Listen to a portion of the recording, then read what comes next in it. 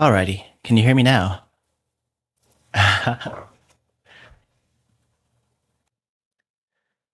Okay, I think it's working. It looks like it's working on my end. Thank you, Alex, for letting me know, and welcome. I hope your day 4 went well. I don't know what that music is that's playing. Okay, so as I said, we're doing AOC 2025. We have 35 minutes left. Great, thank you for the confirmation.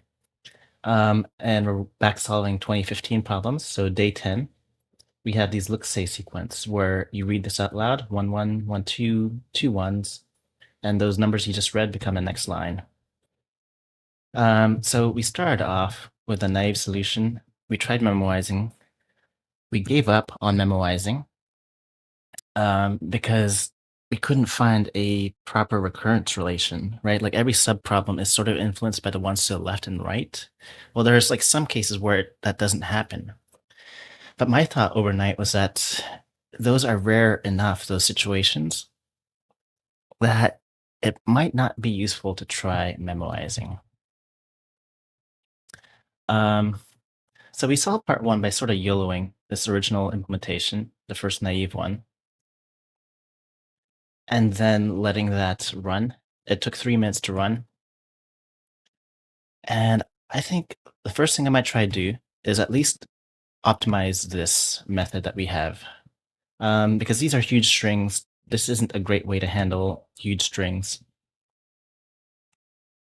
Um, I think I'm going to drop down into like mutable code with string builders, do a while loop, whatever. We're just going to optimize this the best we can. So that said, you know what? I think we just delete that previous implementation. We're starting from scratch. And we're going to YOLO with a faster version. See if that works. No one told me their solution last night, but at least Icy Black Deep was mentioning that they did something not too tricky, fairly naive. Like probably the smartest thing you could do is implement these elements from the Wikipedia page on look and say sequences. But that's a bit much for a day 10. And maybe I'll try that eventually. But for now, we optimize this. Yeah, I mean, you change from strings to string builder, it ran instantly versus that makes a lot of sense. From string to string builder. So, are you on the JVM then? Are you using Scala? Do I know you IRL? Okay, so we have look say. It's looking at a function from string to string. So the thing we're looking at is a string, and then we're going to say some other string.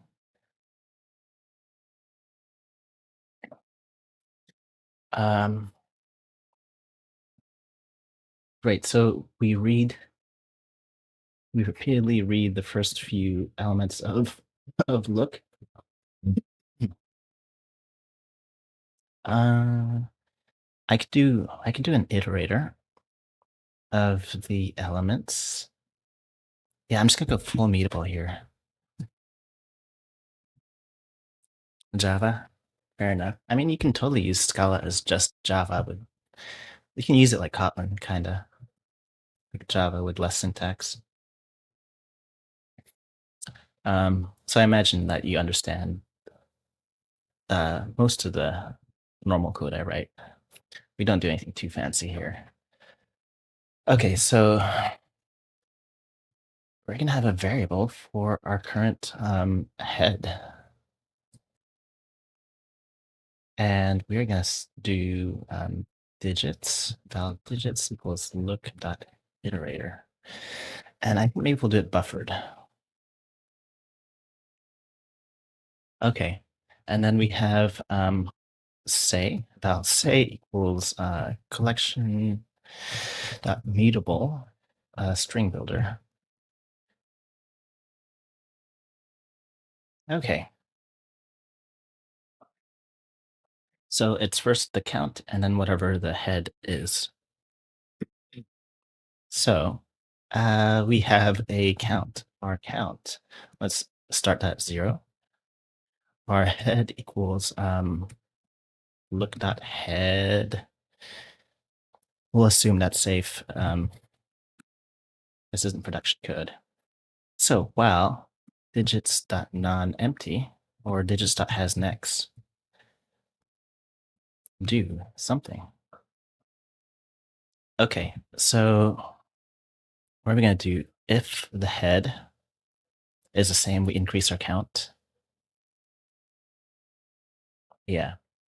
So if head, or no, if next, if digits.next, and we'll do it this way. No, we're going to do digits.head because this is a buffered iterator and we can peek at the head. We can do this inside another nested while loop. I think nesting while loops might, if we're like really micro optimizing, we don't want to nest a while loop. But we'll do it as a single if for now. So if digits.head is equal to head, then count plus equals 1, and then we'll just do digits.next.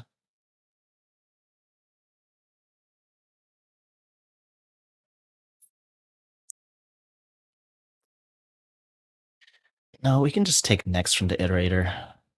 So val n equals digits.next. Okay, and if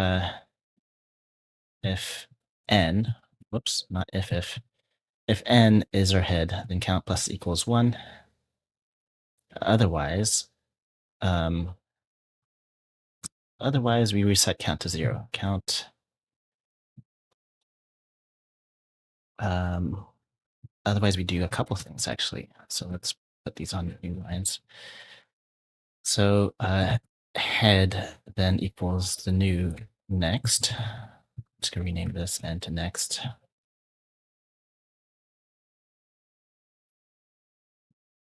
And then count is gonna reset to 1 actually. Count equals 1. And then we continue the loop.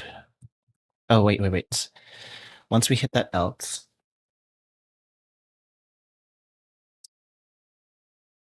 once we hit this else, before we change what head is, we have to add to our say. So what do we say? We say the count of the head. So we say plus equals count dot toString. Does a string builder take a character?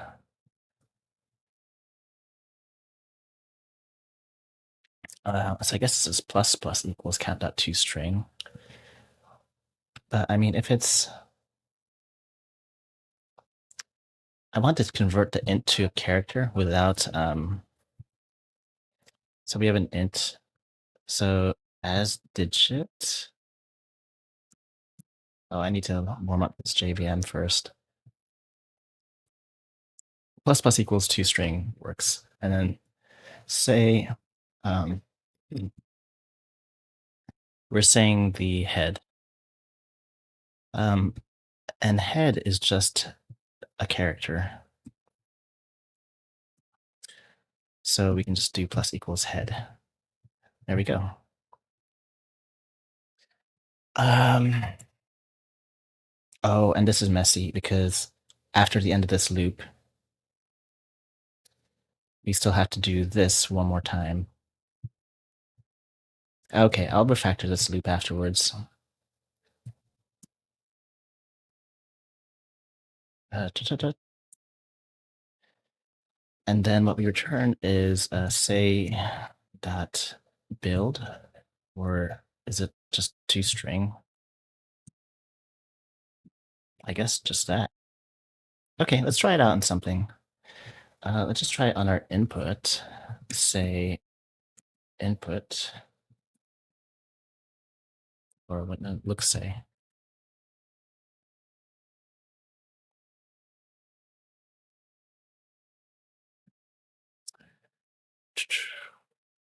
Okay, so that works. Let's try ANS 1. It's painful to look at this in Scala. I know, right? This is not Scala. Um, it's a Scala under the hood. This is Scala if you look deep into the standard library. um, okay, where was our ANS 1? We just take... Am I really going to try this in... Okay, we'll try this inline and see if we don't get something reasonable. So we're going to look safe from our input. And then let's start with 20 and see how fast that runs. So drop 20 dot next.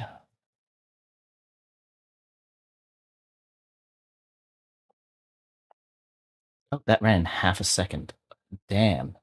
Okay. It's probably mostly the string builder. Like we could probably make this, we could probably take out the while loop, make everything functional except for the string builder. And it'd work.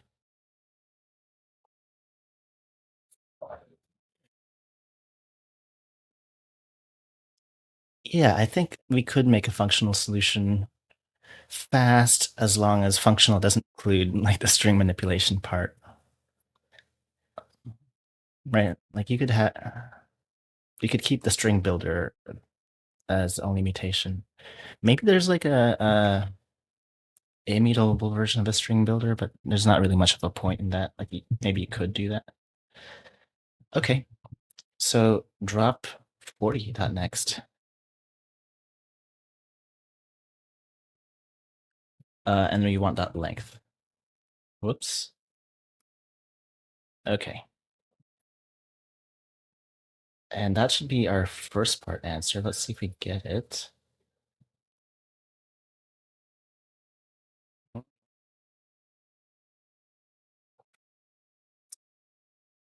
Um, is it running? Okay, yeah, that's it. That's our answer. Cool. So val and 1 equals that. And 2 is just 50. Oh, right. Oh my God. I just had to optimize it. That's all I had to do. Um, I might take a little victory lap and make this nicer.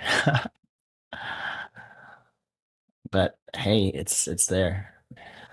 Okay, 3 ones. 3 1 2 2 1 1 3 3 1 1 2. Wait, my answer's too high. Oh fuck. No. It's way too high because that's not my answer. That's this. My answer's here. 690. I'm just gonna copy the output.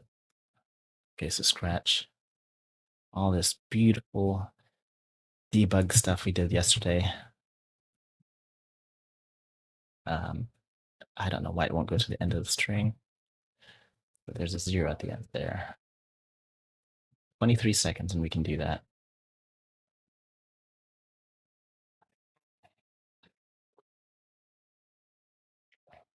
Okay, I mean, so we could do something that's sort of like a previous.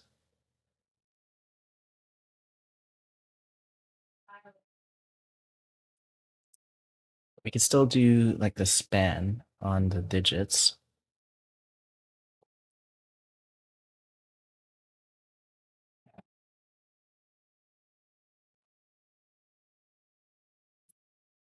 Yeah, we could keep taking spans and count instead of going at this digit by digit.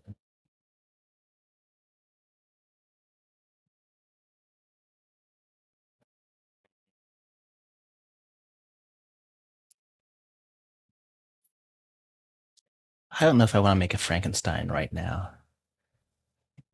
Maybe I'll look back at that later. But it feels good that it's done. And maybe we can do like a victory lap by going to day 11.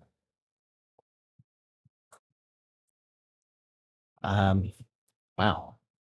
That ran in 1.5 seconds, even in the worksheet. Cool.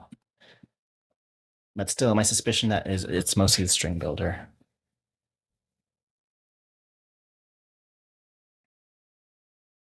Um, yeah, that can be a lot more concise at the very least. Hmm. So let's go on to day 11.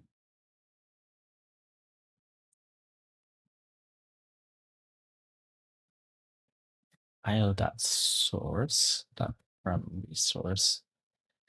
And what is it? 2015 day-11.text. Not get lines dot to list.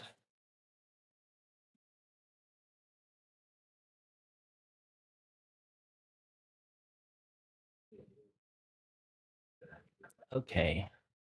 Santa's previous password expired, and we need to choose a new one. Um, Santa has devised a method of coming up with a new password based on the previous one. Okay. 8 lowercase letters. Exactly 8 lowercase letters. So he finds his new password by incrementing his old password string repeatedly until it is valid. Incrementing it is just like counting with numbers, x, x, x, y, x, z, and so on. Increase the rightmost letter one step at a time. For the z, it wraps around to a. So it's a base 26 number. And repeat with the next letter. Okay. So do we have base 26 tools? Can we actually just take advantage of library code to do the 26 math for us? Because if so, we do that and just convert back and forth between base 26 and ASCII. But that might be against the spirit of the problem. I think what we'll do is just do our own implementation. Unfortunately for Santa, the new security elf recently started and has imposed additional password requirements. One increasing straight of at least 3 letters, A, B, C, B, C, D, C, D, E. Okay, they cannot skip letters. A, B, D doesn't count. So a straight. Password may not contain the letters I, O, or L. Okay. Password must contain at least 2 different characters, 2 different non-overlapping pairs, like AA, BB, or ZZ.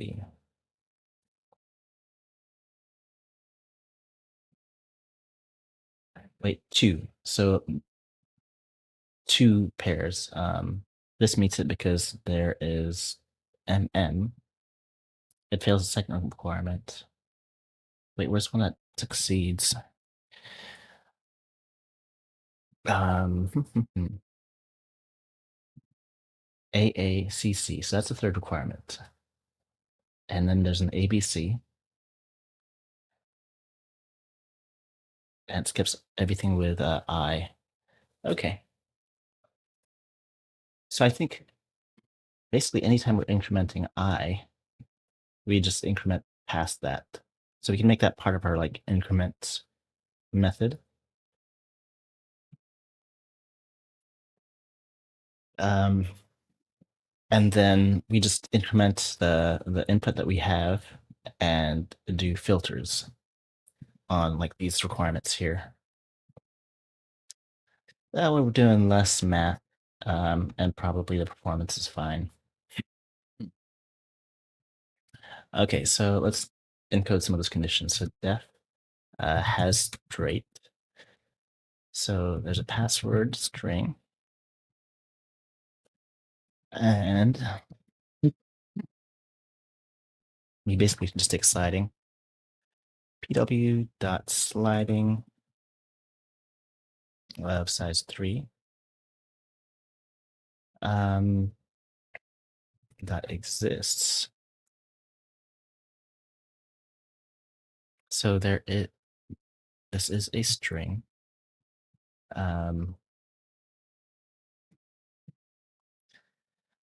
Let's say S0 plus 1 equals S1.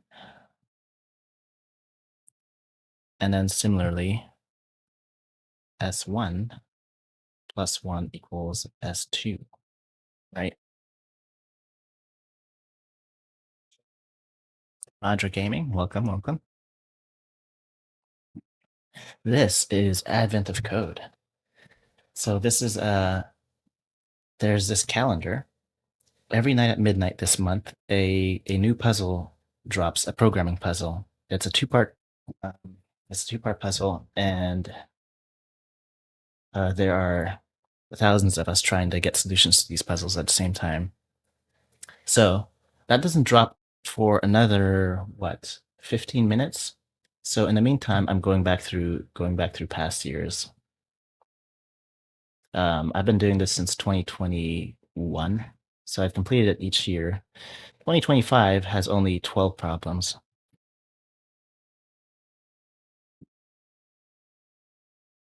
But yeah, we're on day 11 of 2015. Ah, Tarek, day 10 part 2 is done. Yes, it is done. Um, Basically, I went on with a YOLO approach, but my strings, um, there were big strings. I wasn't doing like I was just taking a lot of big strings in memory, and I was assembling my let's say sequence from a lot of strings. So I was creating a lot of strings. So I think all I really need to do was switch to a string builder, but I decided to go like full low level mutable Scala code with while loops. Um, so the most mutable stuff you could do, right? And that worked. It ran in a minute and a half. So in a second, I might take this and refactor it, um, because this is still too much code. You could probably do this in like 5 lines, as long as you're using. I think as long as you're using the string builder, you're probably fine.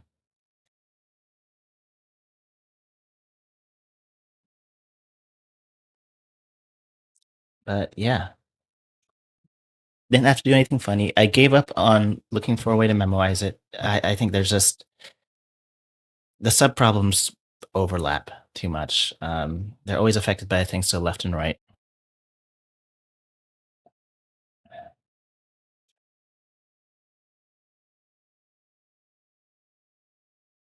Yeah.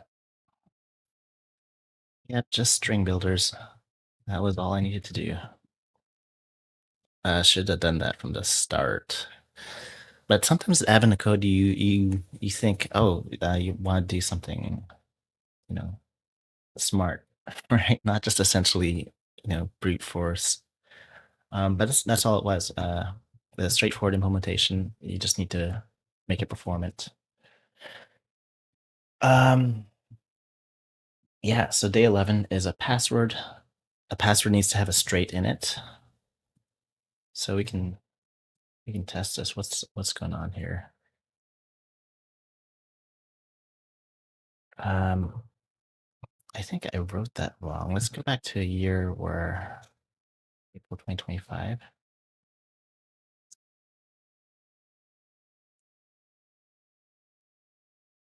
Nope, that looks fine.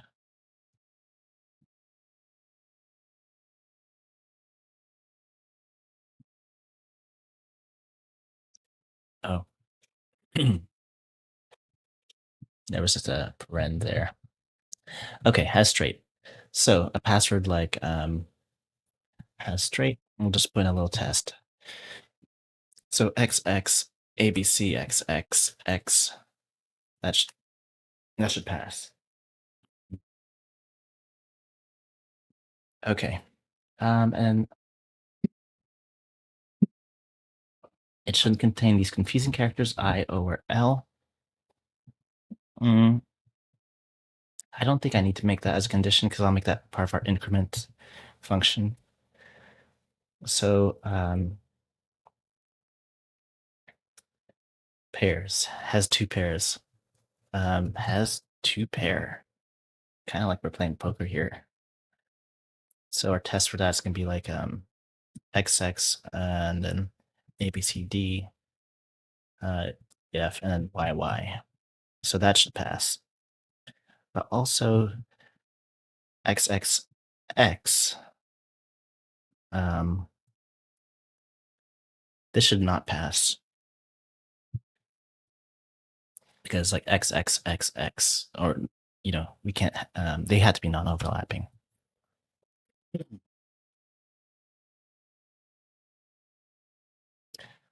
Um, Great. So def has pair. Has two. Def has blah, blah, has two pair. Password string. Let's see. How do we want to do this? We can use a sliding window of 2 to find pairs along with their indices, I suppose, and then check that any indices there's a 2 gap. We can find just the first. We can just find the first pair, and then see if the remaining has a pair in it. So let's do pw dot. Let's just zip it with its tail, and then we'll do index where dot index where.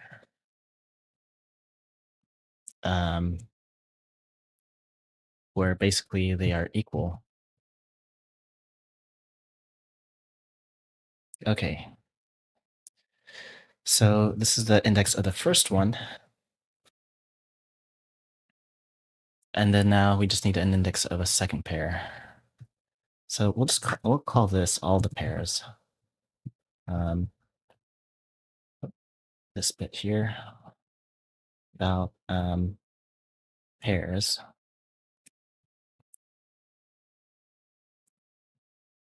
So there's the index of the first pair, and then we'll take pairs.find. And I want to find starting from index. Dot index. No, find.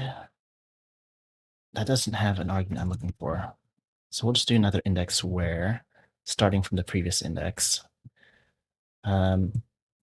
So equal, and starting from I, the previous index. And then we'll call this j, and as long as j is not equal to -1, actually, what are we doing here? We'll just put this here is not equal to -1. Okay. Let's see if that works. Oh, that's true for both of them. That's not good. So let's do some printing. So import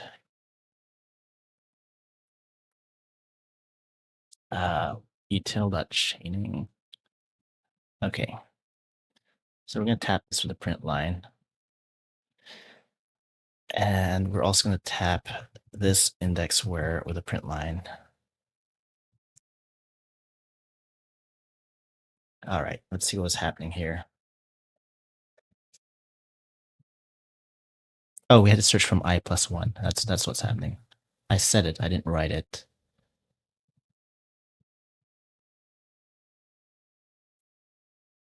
Did it update? And then we need our increment function. So here in this first one, what happened? We had 0 and 8. That makes sense. And here, for the second one, we had 0 and 1. 1 shouldn't be a thing, because we should be searching from I plus 2. That's why. Okay. Michael PC Gamer, hello. Ice Cold Witch. 10 minutes till day 5. Are you ready?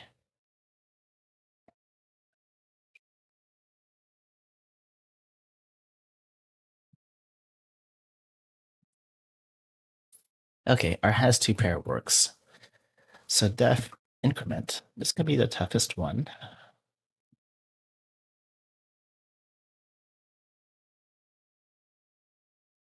We won't use a string builder because we don't care about performance. By the way, util.chaining. So this gives you like a pipe function, a couple different pipe functions. So basically, if I have any value like 1, 2, 3, 4, I can do dot tap, and then there's this function. I can pass in a function that takes that and just returns unit.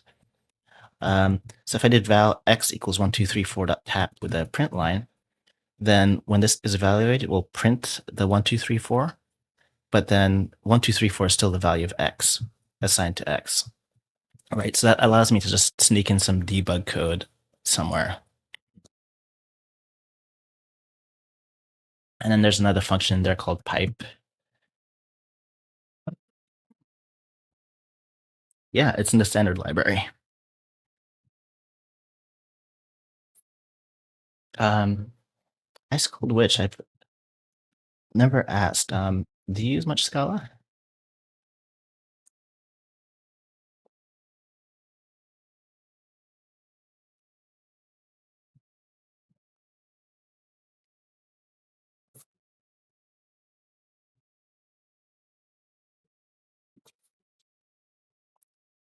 Yeah, I think the big motivator for that was people wanting pipe to exist in Scala, right? So like there's also dot pipe, and then it lets me do something else with that. So +1.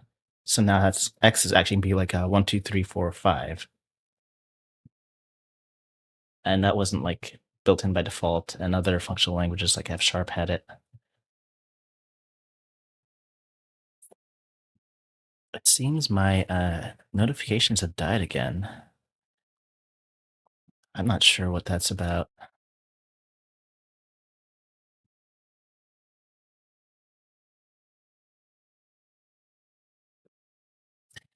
Okay. Increment. So we could just fold left or fold right rather the string, and then increment each character. So we could get an increment method for a character. Um,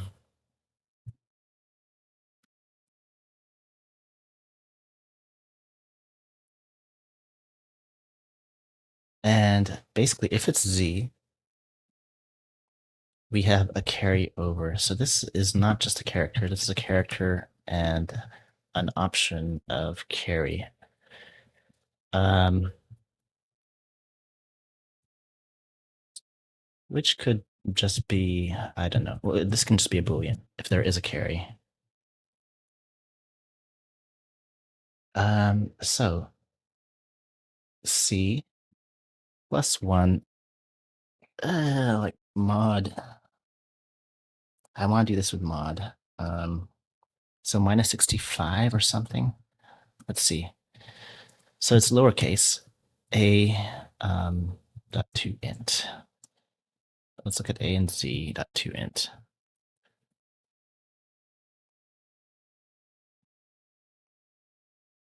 Okay, 97 to 122. So we can just take the character.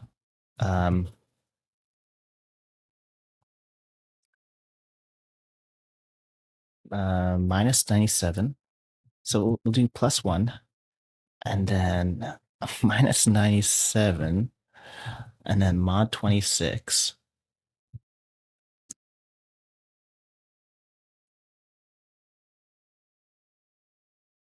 Um, +27 or 97.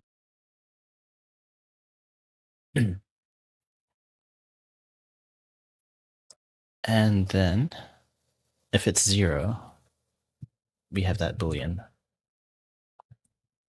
So val C2 was that. And then we return C2 to C2 equals 0. And if it's 0, that means we have a carryover. Cool, we have a half adder. So we're going to take our password string and we're going to fold right.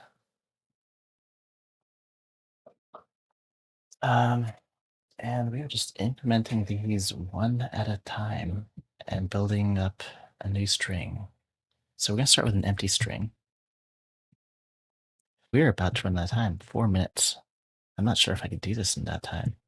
So fold right, we have our character, we have a string that we're building, character, and then we have accumulator.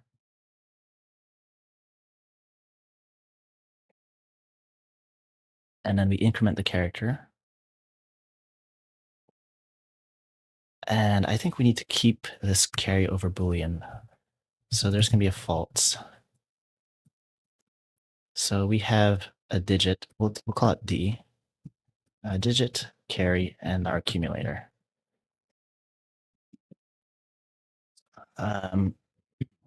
So digit, wait,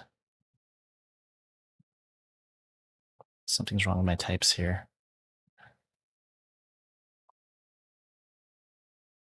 Oh, right. Our digit is still there, but our accumulator includes a carry.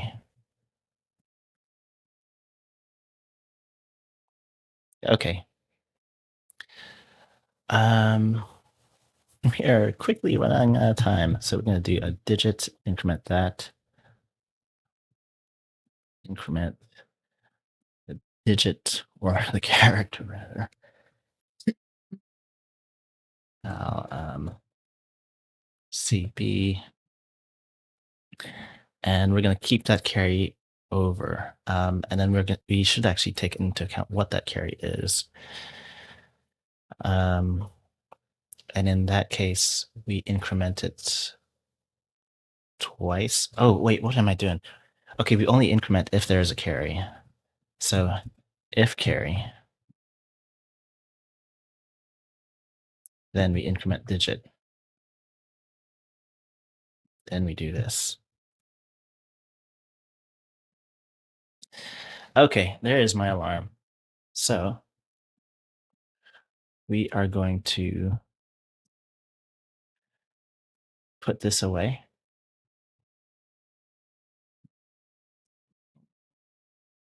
I'll just comment that all out.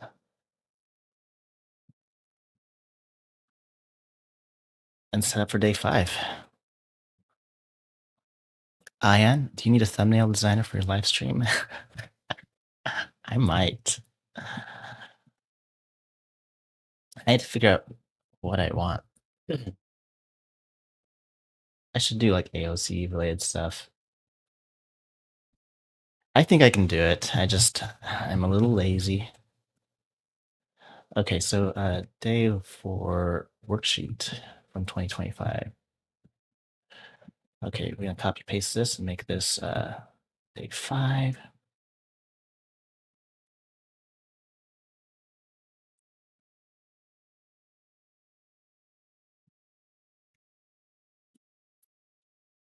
All right, and we're set to go. I just saw 4 people go live with admin code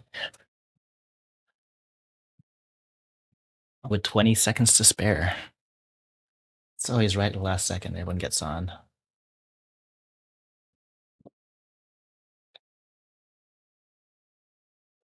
Good luck to you too. Good luck, everyone.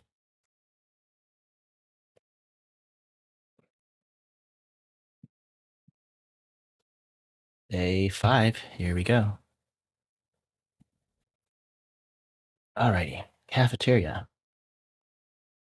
The forklift breaks through the wall. Great. I'm skimming a little bit. They're in the kitchen. So you have fresh and spoiled ingredients. You don't know which is which. There's a database of ingredient IDs. Okay. It consists of a list of fresh ingredient ID ranges, a blank line, and a list of available ingredient IDs. Okay.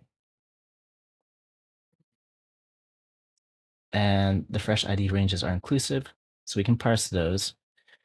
And once we get the IDs, then what? Yada yada.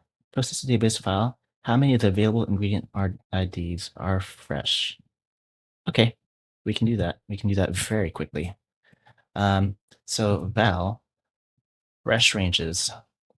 So we're just going to take our input, do this here, dot collect, And I'm saying collect because I don't want to map over everything. I want to skip things if they don't fit this pattern, the pattern being a range. So from A dash to B.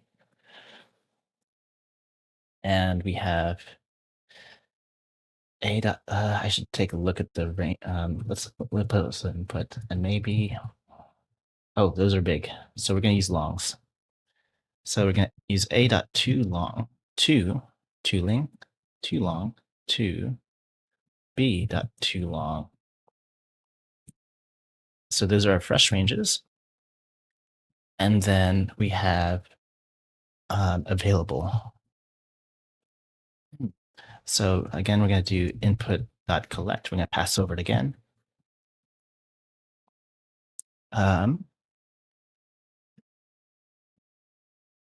And I think we're just going to take everything in here and too long option it.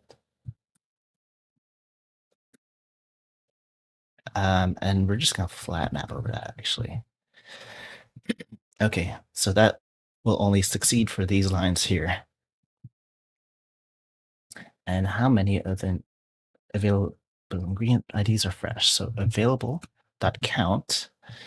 And how do we know if they're fresh?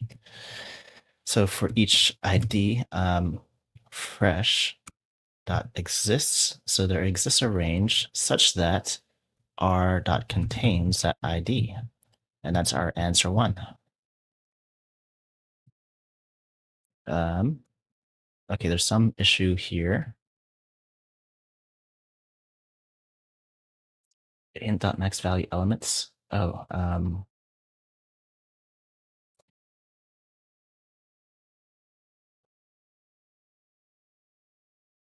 count returns int. Wait, how long is fresh? Fresh dot size or available dot size.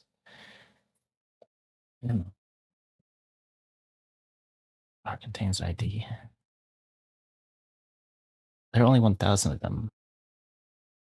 So that's not the issue. Where is it exactly? Illegal argument exception in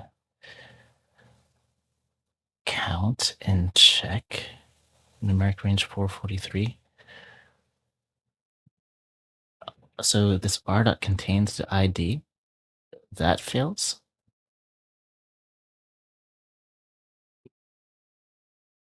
But this is this r. Wait, let's just try this with something. So fresh dot head is a range. That contains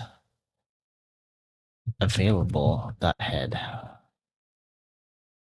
Too long option. Okay, here, this is where it's more than int dot max value. I don't know what's illegal here.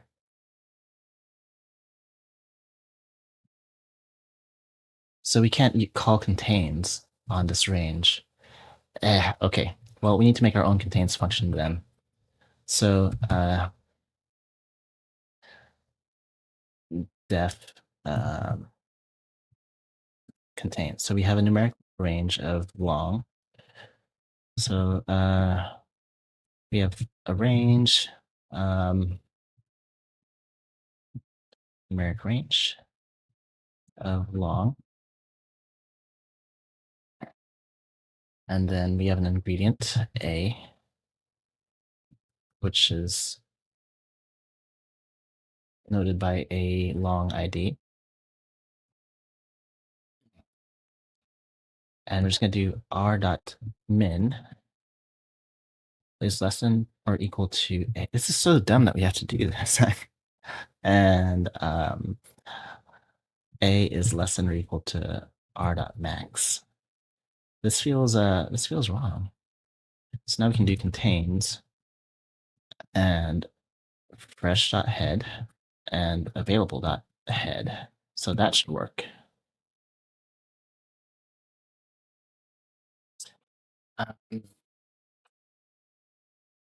More than int max value elements. Oh, so you can't even call r.min on that? So fresh.head is a numeric range. And if you call that min, okay, we can call that max.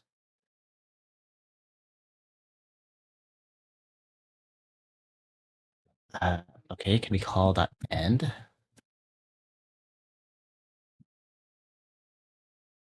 We can call that end. Oh, this is so dumb. Okay, so let's say we have 1 to 10. So this is an inclusive range. That max is 10. This is so dumb. A standard library is doing that to me. It's the same as end. Okay, r dot end.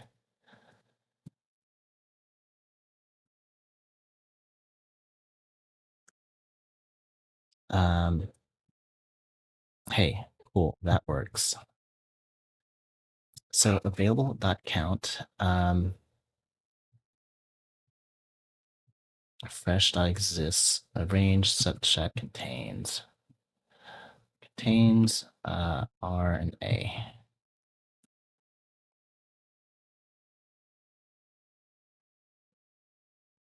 Or ID.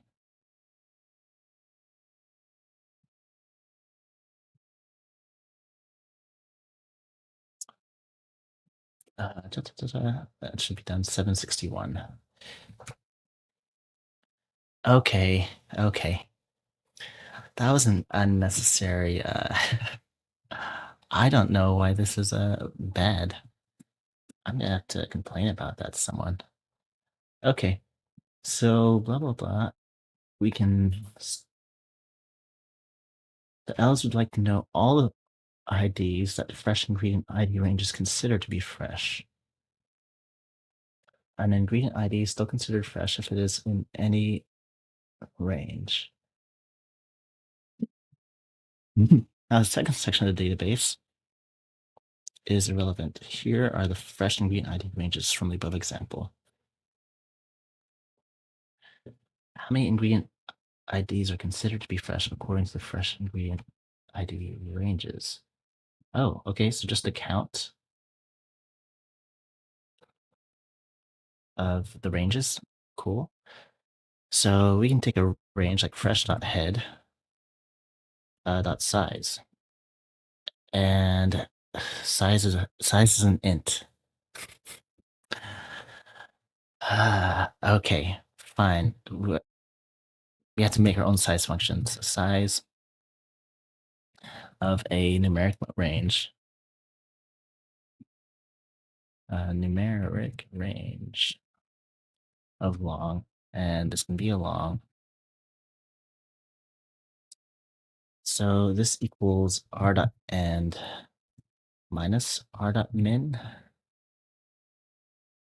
I guess in this case it could be r dot start.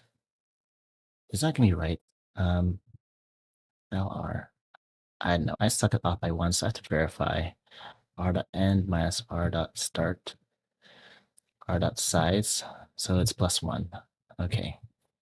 I use ranges specifically so I don't have to do this +1 thing, because I just do range dot size, like 1 to 10 dot size, and I don't have to think about the off by 1. So val ends to equals fresh dot map size dot sum.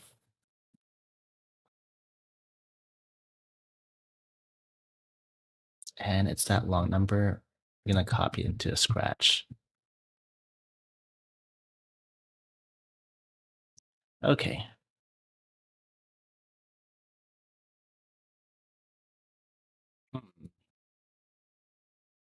Okay, so that's not quite right. Let me make sure I understood it properly.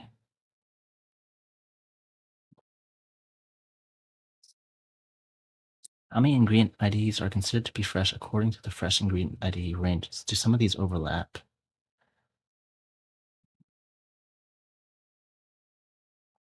Zuno, hey, how's it going? Did you finish up? So I ran into a stupid issue with part 1. where I couldn't do like a count in my numeric range because it returns int. So it overflows the int. It took me a while to figure out. Like I can't even ask the size of the range because the size method on a numeric range is going to return int rather than long, and it overflows it.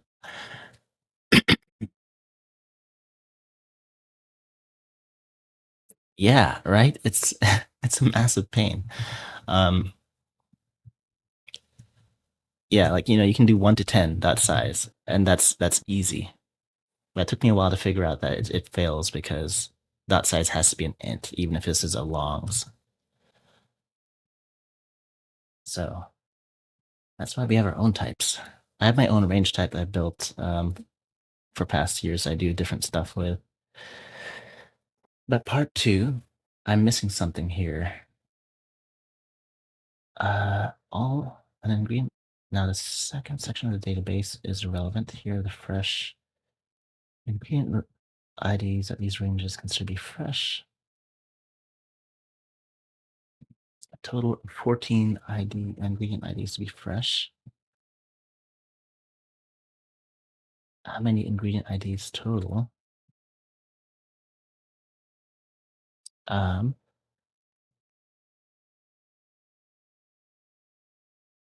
okay, it's not because there's overlapping ranges. Let's just try it with an input, make sure that's working properly. So day05 dot text. Oh, no, that's the wrong year. Day 05, 2025. So we're going to save this as an example, dash example. Okay, so we try this with the example.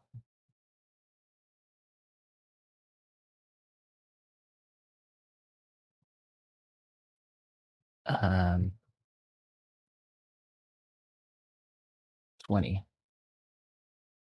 Consider a total of 14 ingredient IDs to be fresh. Okay, so let's do fresh.head.size. That should be 3, or rather size. So this should also be 3, size of fresh.head.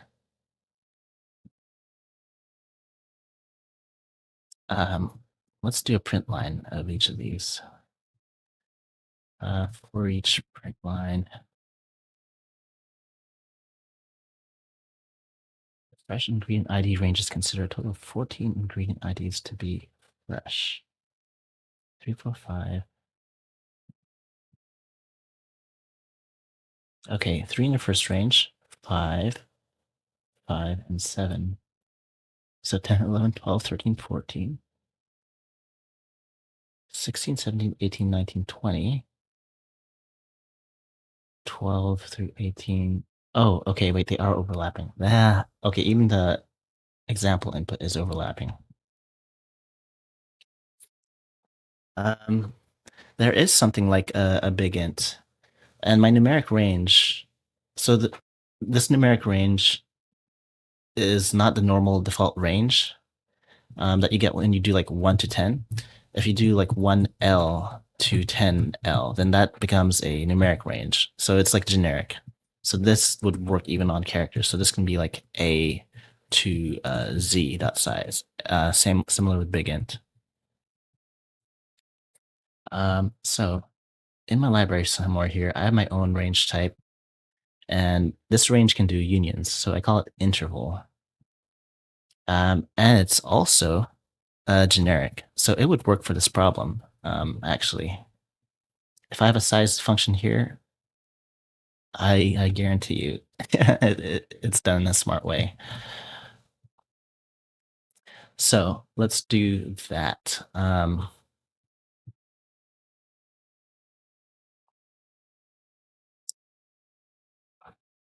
I going to convert everything? I think I just want to get the part done.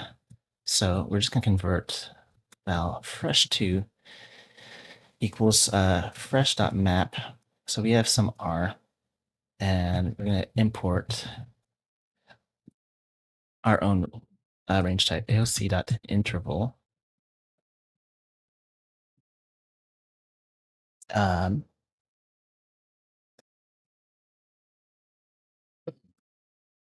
yeah, AOC dot interval. So it's an interval from, oh, we can just apply it to a normal range. Can we apply it to a numeric range? Yeah. So what map interval?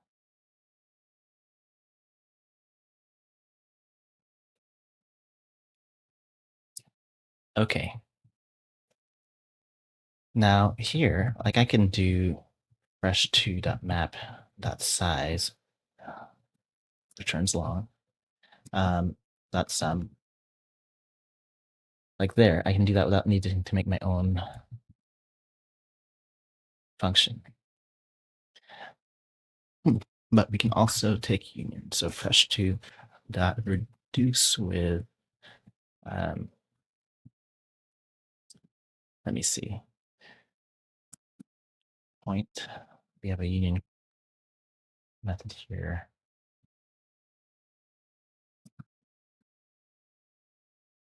Oh, wait. We have a union for areas. Whoops. Def in for intervals. Okay. This is inside. Whoops.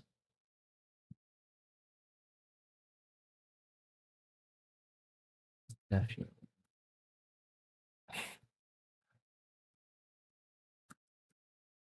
It's here somewhere.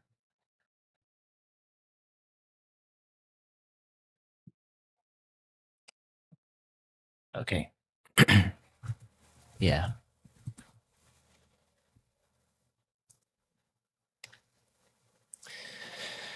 Oh wait, what's the return type? That's why I was looking at that. So union returns a list of intervals.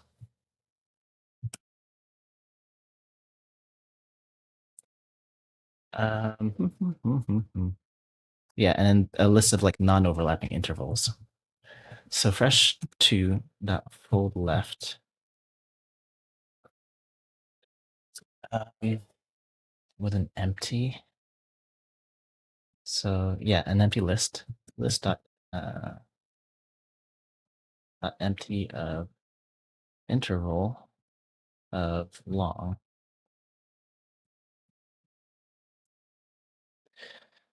Okay, so we have our accumulator, and then we have an interval n, and we just do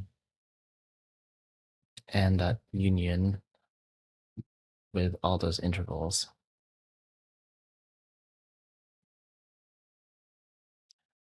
So there's our full union, and our ans2 is union dot map dot size dot sum. There we go. 14. That works in the example.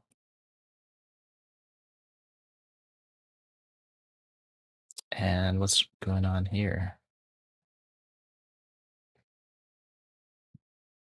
Oh, we are still running into a max value problem. So our apply method for interval is not good enough for this. Let's see what it's doing. So when you apply to numeric range.min, numeric range.max, oh, we still can't get the max of the previous one. So we're just going to use fresh itself, and we're going to redefine fresh to be our own intervals. So import AOC.interval. I think I also have a nice constructor for it. Def, oops, def2.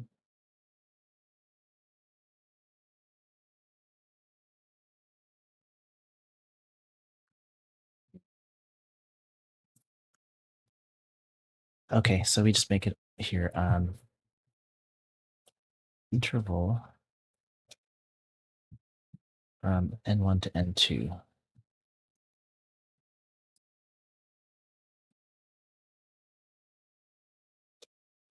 Okay.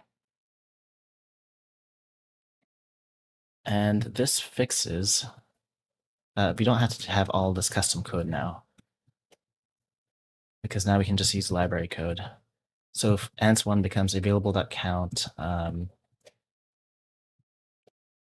exists range such that r.contains that ID. Okay. And similar in here. So fresh2.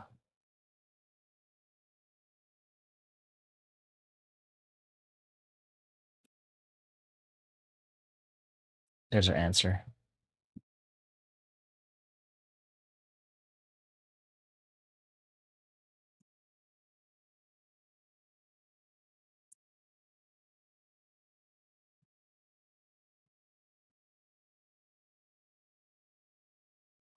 Did we just get the same answer?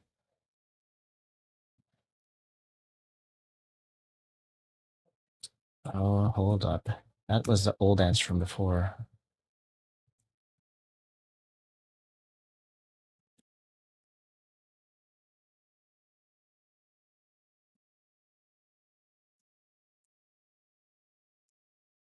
Okay, here it is. Here's the proper answer.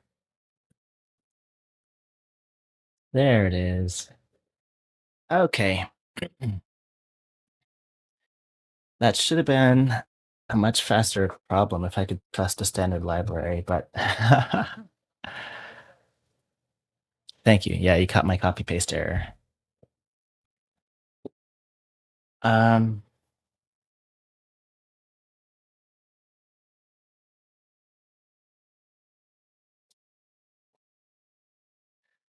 yeah, there's not much to say about this. There's not much to change really. It's one-liners all the way through.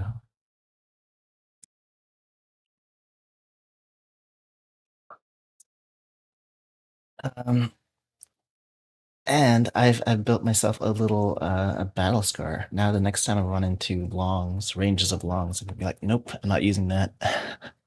I'm gonna use my custom range. Numeric range has betrayed me.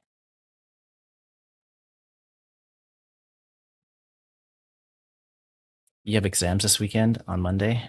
Oh boy. Yeah. Finals doesn't mix well with admin of code.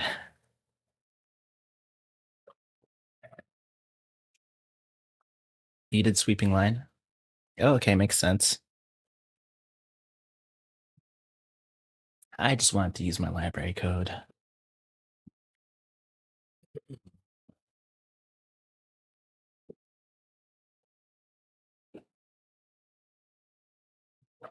Um, I'm not sure there's much to clean up here.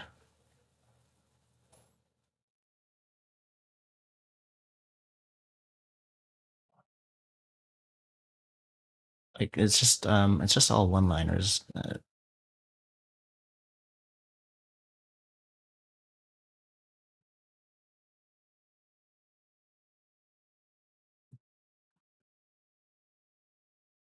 Cool, Chris. Welcome. Yes, yes, we are doing this in Scala. Um, did you do tonight's problem? Because tonight I felt betrayed by Scala. The library numeric range. You can make a range from long to long, right? But you can't ask for the size of that range because size returns int, and it might be too small. You can't do like a count of everything that passes a filter either. You can't do uh, a lot of things. So count didn't work. I use my custom library code, which also includes a union method. So you take the union of two ranges and it returns like a list of non-overlapping intervals.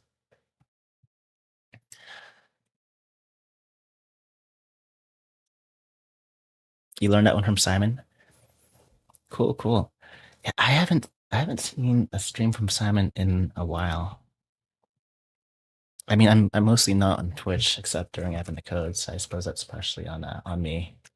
But I was hoping he'd be doing some AOC this year, especially since it's shorter. But I think he'll be around later in the season, I suppose.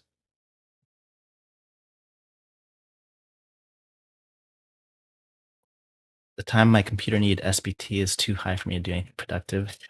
Yeah, I get it. Yeah, we got pressure. He hasn't streamed in a couple of months. Oh, he was like a staple. He's like one of the first streamers I really followed. Um, and I like his streams, like very chill and a good community. And I like his journey. So for people that didn't know Midnight Simon, I think most of you do. But like he started just programming leak code on Avena Code before he got a job as a software engineer. So he started doing that to learn, live streaming his like learning process.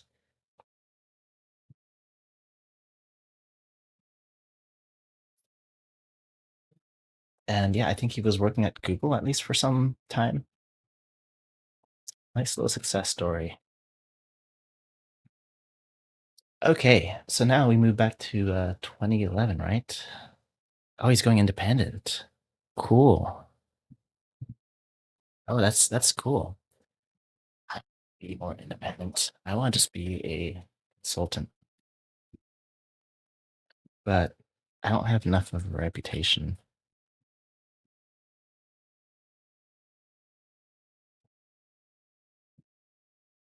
Oh, these chat notifications are so late.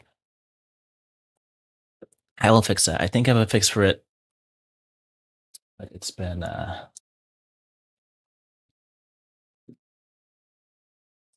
I'll do that offline. Okay, so back to this day 11 passwords from 2015, 2015.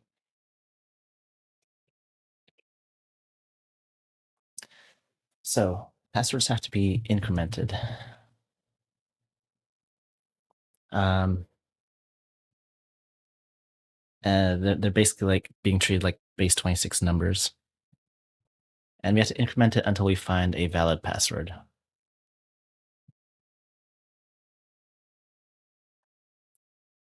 So we're basically building a new password string. There's no carry right now, but on the very first digit, okay, the very first digit is incremented. So we're not folding right from the empty string. Val first. This is like the ones column. In fact, maybe we'll call it ones. So pw.last, we're going to increment that character. And then there is a carry from that.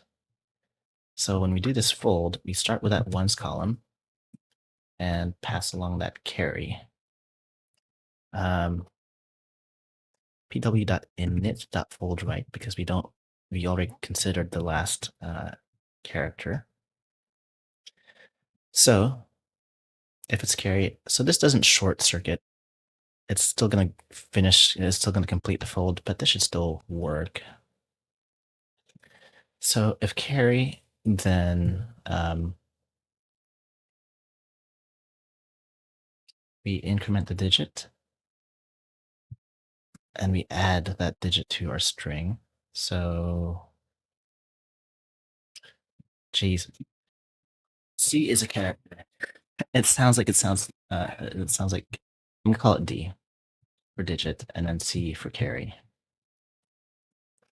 So this digit, it's a character. We're gonna add it to the string. I suppose we add it to the left of the string, don't we? So let's see to the right of the string to our accumulator. And then we also have to carry more state, that state being carry right there. And if there's no carry, then we just have digit. Oh no, not C. D. Okay, the digit and the carry. Hmm. Okay, so that should work. Let's test it out. So we want to increment a pass. Let's increment AAA. And then we'll try incrementing a Z.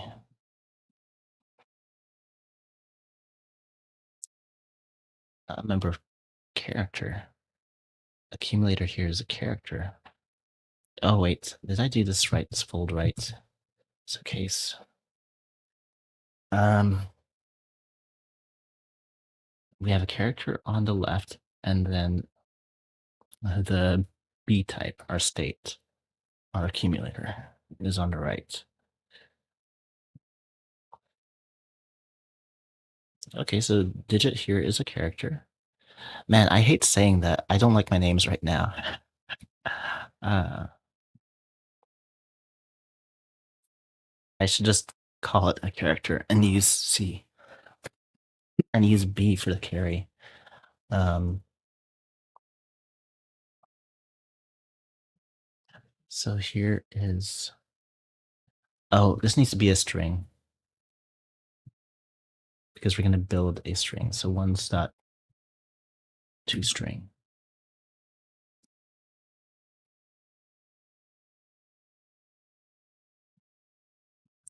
Digit goes to the left of the string. Okay. There's still one more issue here. Found string boolean required. Okay. So there, we'll give them names. So val, we have next, and then we have the overflow. So now we can detect an overflow at least. We're not going to do. Maybe we'll do a print line on the overflow.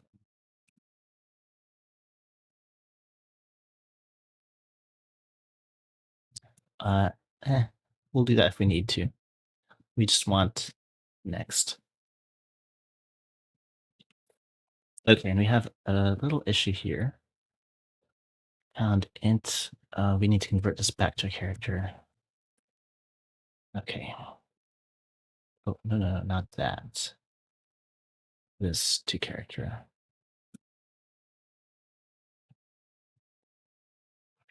Okay. Now our AAAZ didn't increment properly. Let's test this increment here. So increment of just Z. That should increment to A with a carry.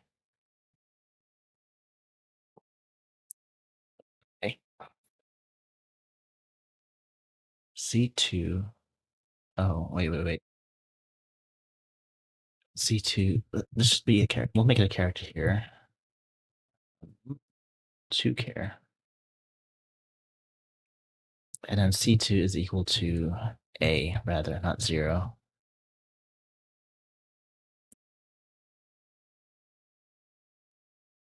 Okay, that fixes that.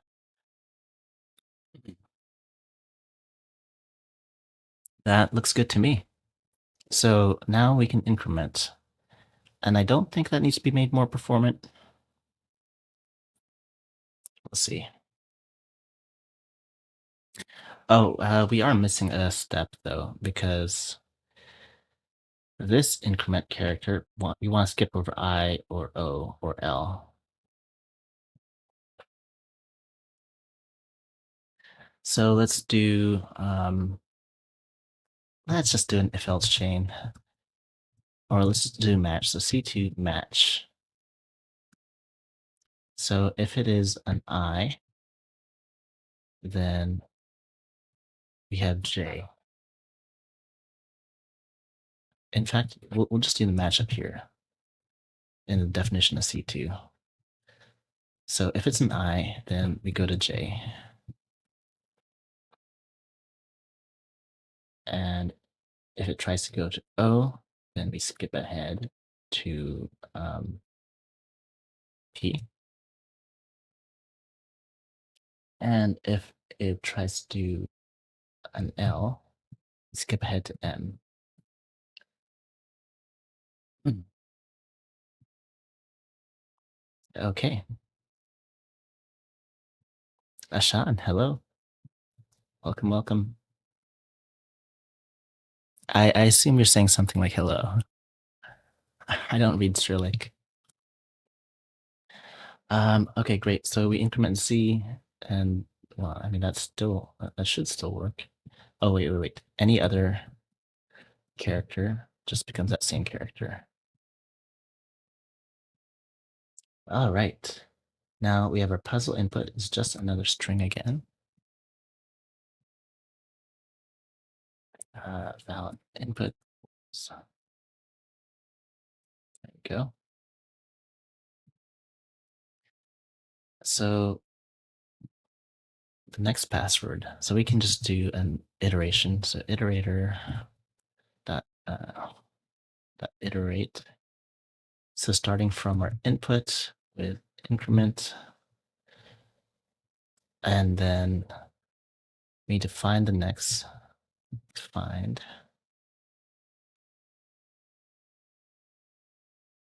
So we need to find a password such that our conditions from above pass. So has to pair and has straight. So has straight and has to pair.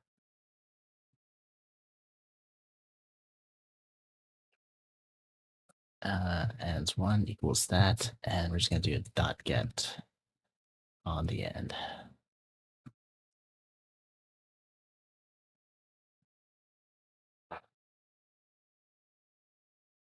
Okay. VZBXXYZZ. Nice.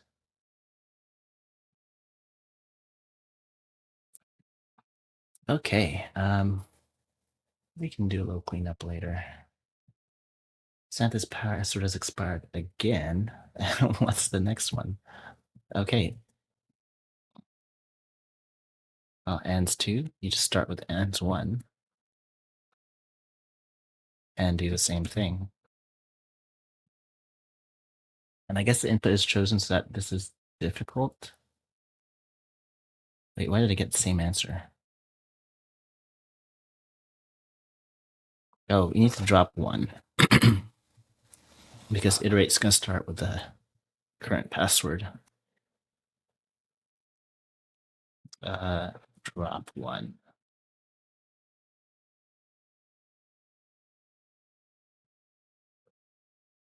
Okay. VZCAABCC. All right. Thank you. Thank you.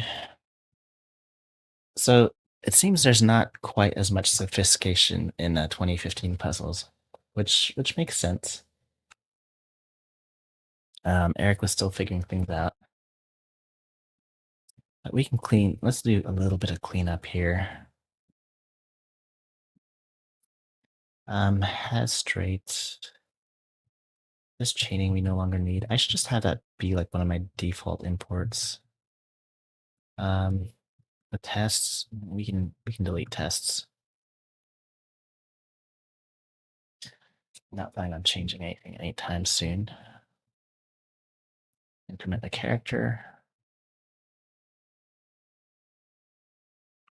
Let's let that reload. I feel like this could possibly be more concise. It could also be more efficient, like some sort of short circuiting. I do really like refactoring. But to be honest, sometimes I get nervous about refactoring on stream. So I usually do it like after the fact.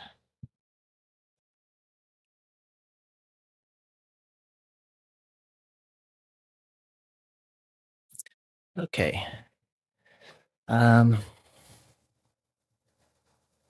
Yeah, the increment function is straightforward. Use a fold right to go from right to left, and we carry along our carry. And as long as that's true, we continue incrementing.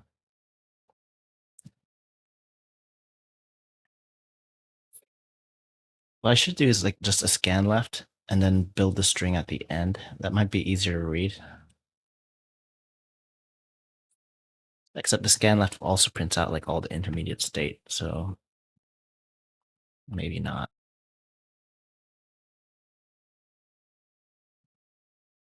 What I would really like to do is just use a base 26 system. I think there's something like that in the standard library.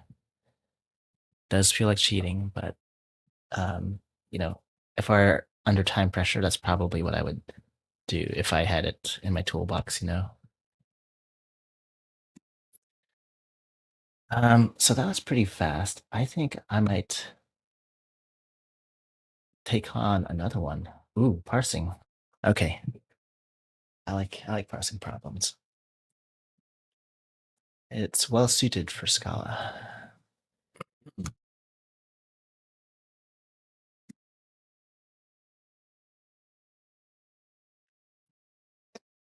Hmm. Okay. So Santa's accounting elves need help balancing the books after a recent order. It uses a peculiar storage format. They have a JSON document. Wait, actual JSON? It's not like elf JSON. Your first job is to simply find all the numbers throughout the document and add them together. Okay. What if it's in quotes? Are there numbers in quotes? I don't want to pull a JSON parser in as a library dependency. I also don't want to write the JSON parser live, you know?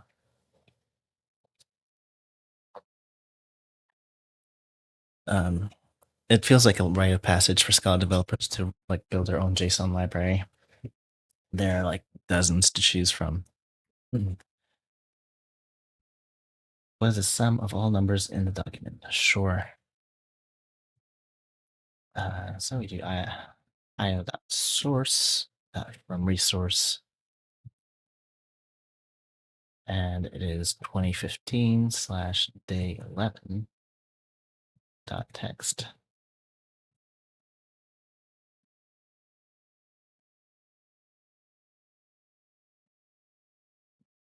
And is it even multi-line input? Is this a single? It's a single thing. Yeah, and I don't think any of the numbers.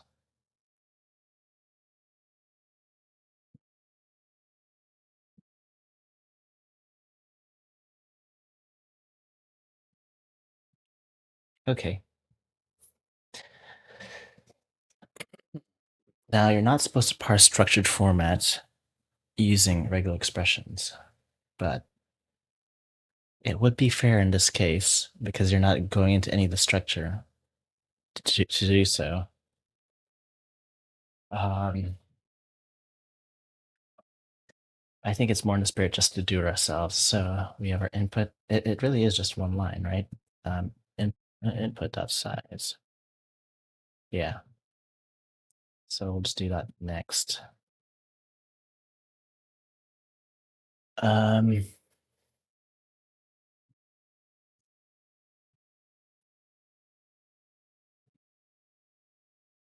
and we could just keep doing a take while or like a span of digits.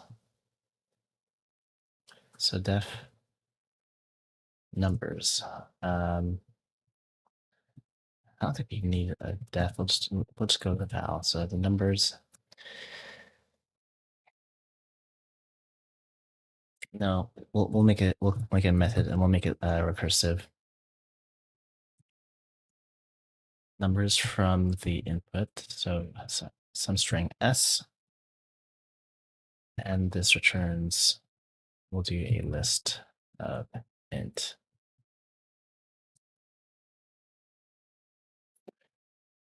And we'll have like an accumulator. So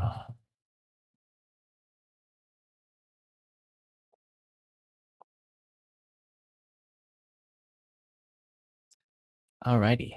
So we start off if of their base case if S is empty. It is empty, then ACK. Otherwise, we look for the next group of numbers. So we're removing anything that's not numbers first. So we can do a span. The prefix. We're removing a prefix, and then we have a remainder. So s dot span the character dot is digit, or rather not is digit. Okay, and then we'll take rem dot.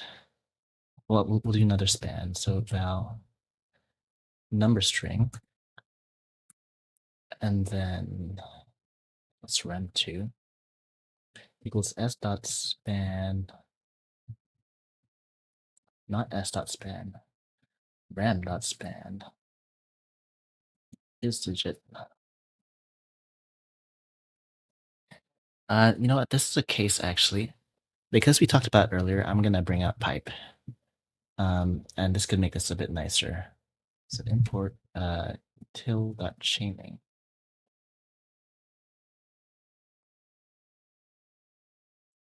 And what I'm going to do is keep shadowing my outer string. So we're going to pipe.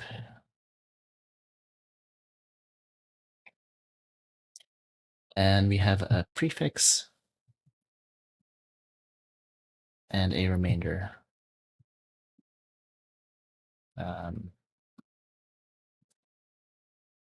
And we could name that remainder S, actually.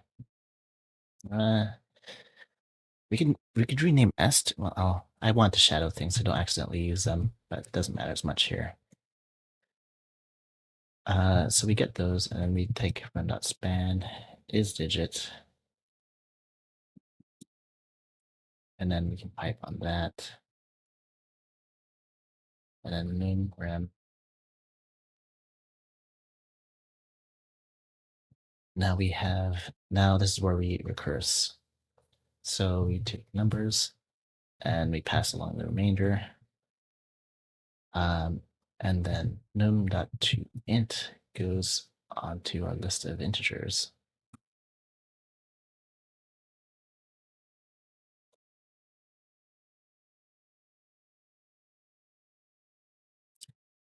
Okay. I think that should work. So let's just do input or numbers on the input, starting with an empty list. And we take all those numbers and take the sum.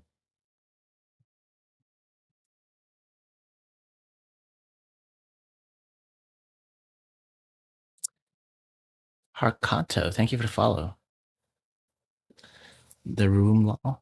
Do you have any thoughts on what the fallout from the React CVE will be from the React CVE? I don't follow front end React stuff, so I don't know about that story. It hasn't caught up with me yet.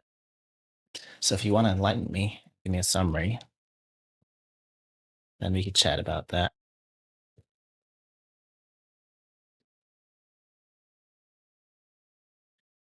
Okay.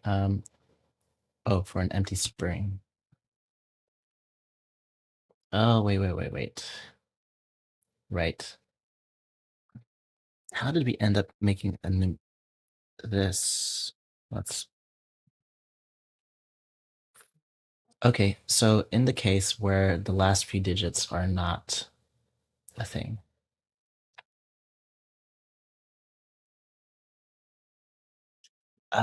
I'm gonna do something a little bit hacky for a second. So we're gonna make this option int. And we're just gonna do like a 2int option.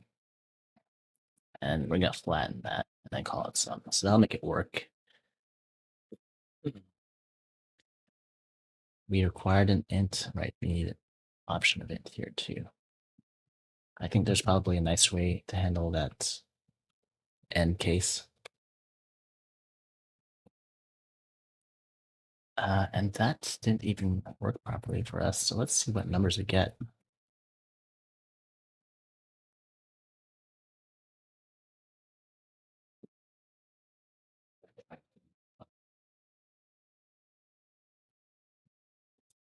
Oh, there's like a 0 day. So default React Next apps are vulnerable to full server-side race through a single HTTP request.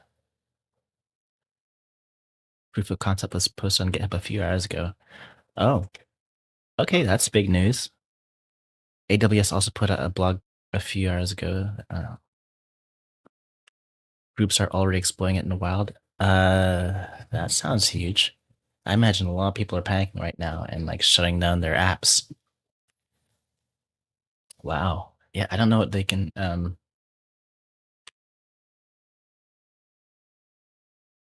full server-side RCE through a single HTTP request.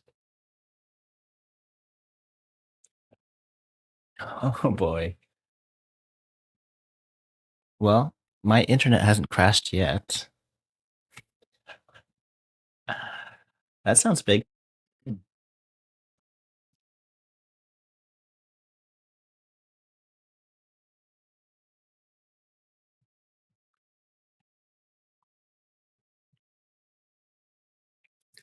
Great day to not be on call, huh? Anyway, did I even take all the numbers out here? Numbers out size. I don't think I took any numbers out. Wait. Sorry, this. We want the size of this output.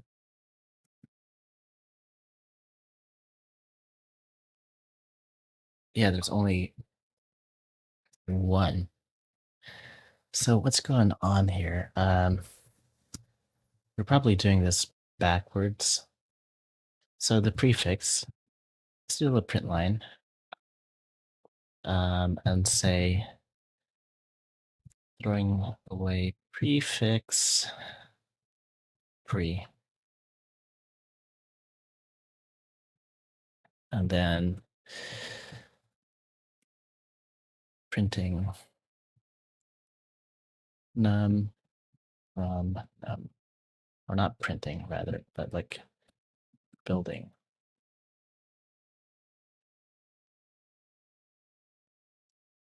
Oh, input. The input is just wrong.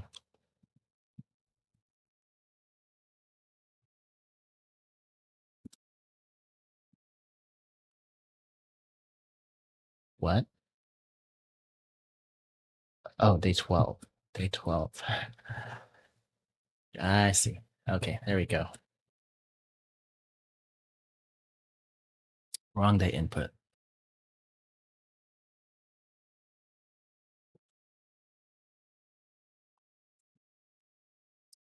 176852. Too high. Okay. So this is too high. Sum of all the numbers in the document. Well, let's see what's printed. Throwing away prefix 161. All those numbers seem reasonable so far.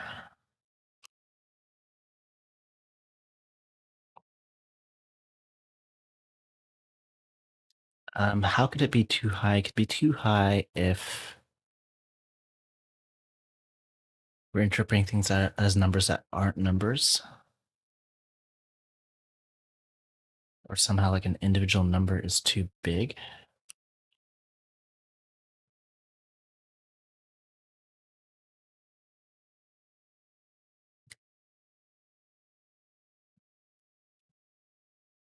Um, hmm. Okay. Well, I let a light bulb come on.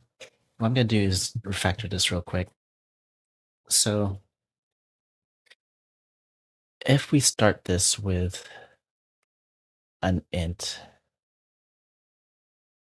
or so right now there's an edge case where the very last bit of trash is not followed by an int, right? So I think I might just reverse that and assume that we might be leading with an integer. Yeah, so I'm gonna take all the trash off the front to start. And I'm gonna look for the next integer and then throw away all the trash that's after that. And if that trash is empty, then it doesn't matter to us. But if the integer is empty, then that is an issue. So if we switch the order, we're good.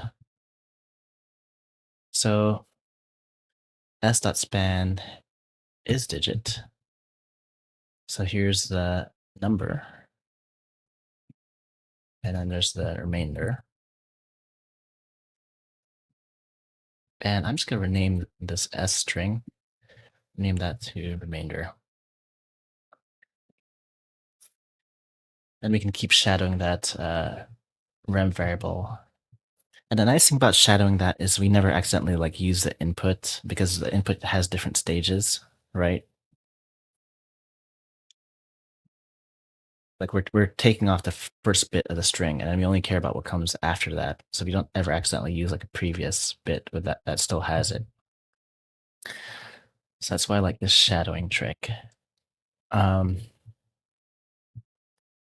So remove this option.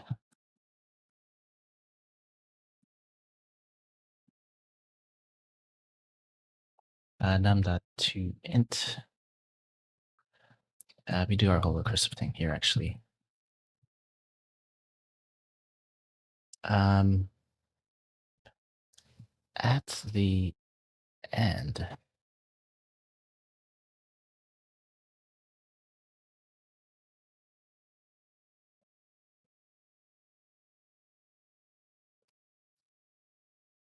oh, we have to,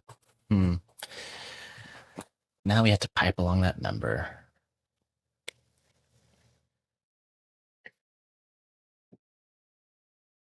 Okay, that makes things gnarly.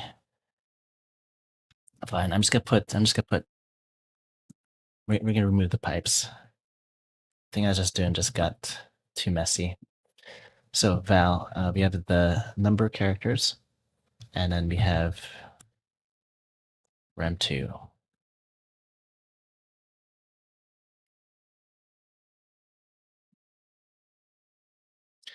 And then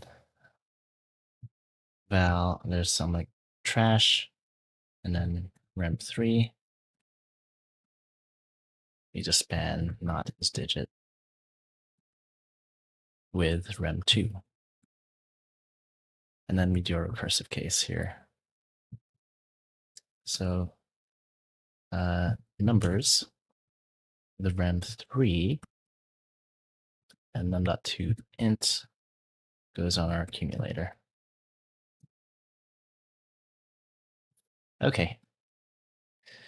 Much shorter, still handles the edge case. Now we don't need to flatten here.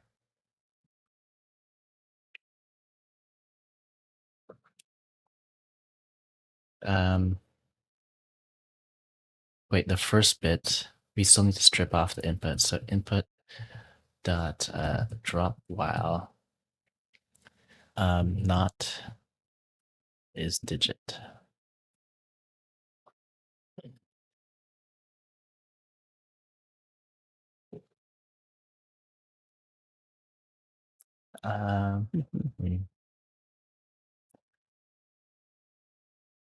And you know what?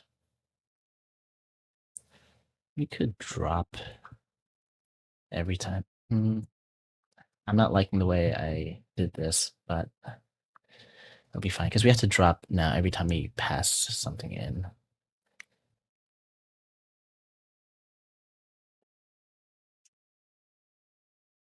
I think there's yet a cleaner way. And like we're still getting the same answer.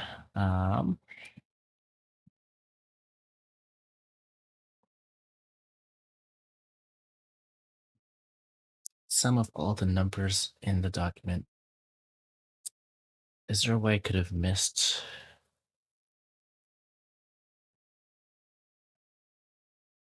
a number.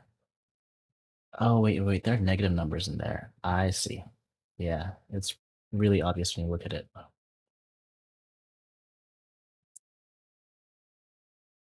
Okay, so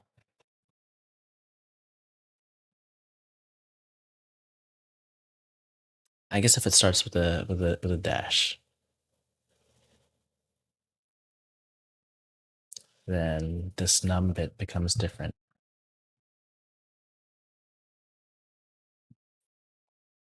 And then now the trash can't be dash. We should really just use regular expression here. uh yeah, sorry, I'm done with this. Let's do regular expression. So we have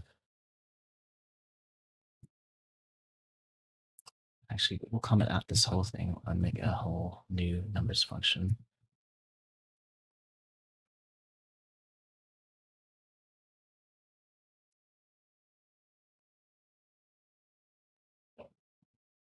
Um we'll make that part of the comment.code too. Because maybe we still want to do the handle thing. But like we could parse it character by character. With a state, or like we can essentially do what we're gonna do in the regex, which is like drop everything except for everything that's not a digit, or um, you know what? This is actually very salvageable. So we just take a D, so or a character, and it's part of a number if it's C dot is digit, or um, C equals negative. And then that will still parse properly as a number.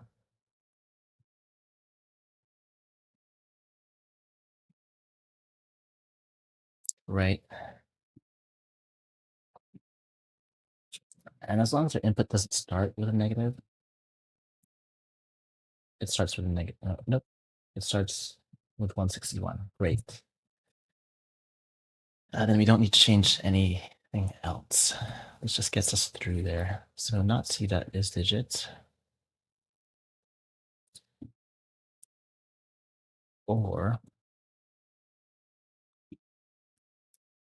let's make this an and. So not C dot is, and C is not equal to the dash.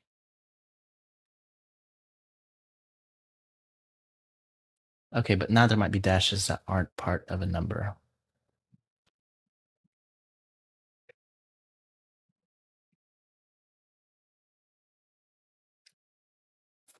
Okay, my solution here is just a 2int option that. We're going back to options again. I thought it'd be like more straightforward to just get that working.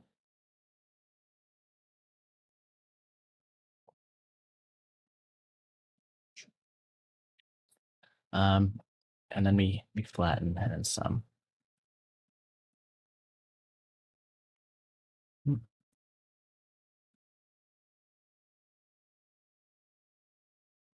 This is not pretty. We don't like it. But we are going to get a correct answer. 15636. Wait, there were more digits there. 66. Please wait 1 minute before trying again. Okay. Well, while that minute is passing, let's write ourselves a regex. Um,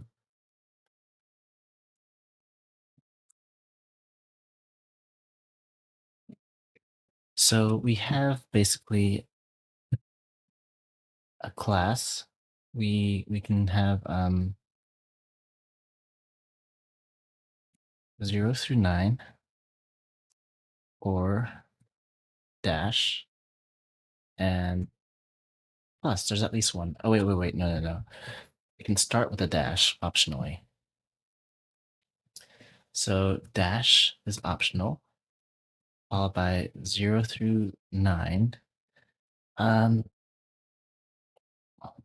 there's probably a whole regex for just numbers, right? And then 0 through 9 plus, so there's at least one.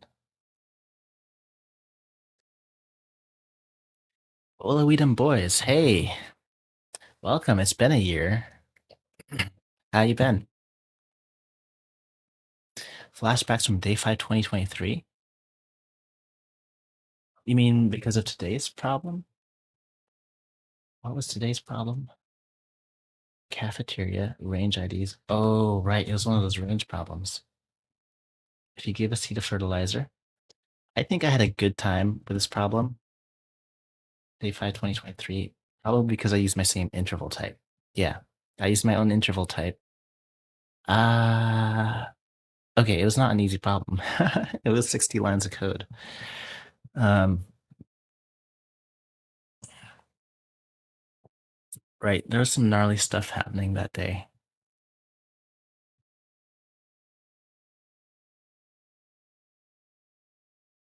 Literally a year. Yep.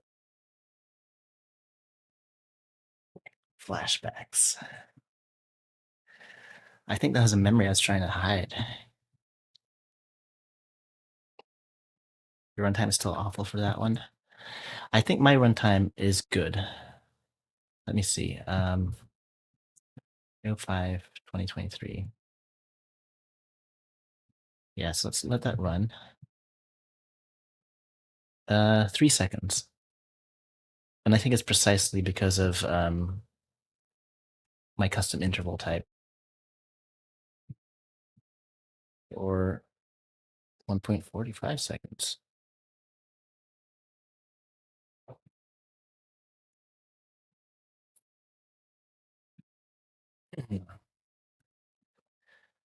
Okay, and then we find like all matches of this regex, right?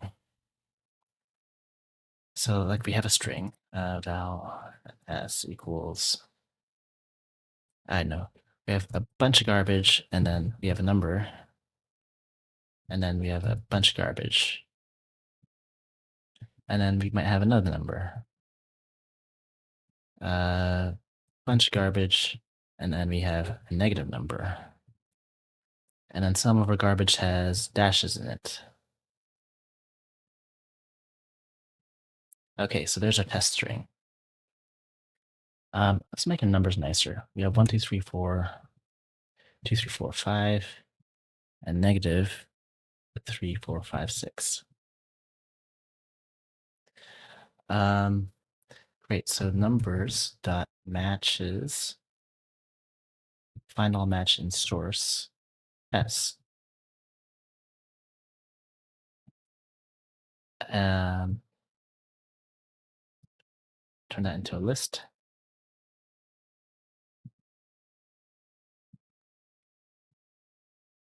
Okay. Yeah. Great. So val and1 equals numbers dot find all match in input dot map to int dot sum.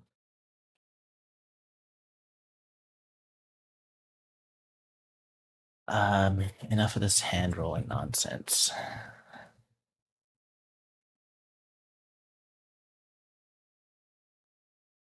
And it's the same answer. Oh wait, I already had that answer ready. Okay, part 2. It was the same answer, right? What's going on now? 2 is not a value. Oh, we have matches. So this match has like needs a string value. Dot to string. Will that work?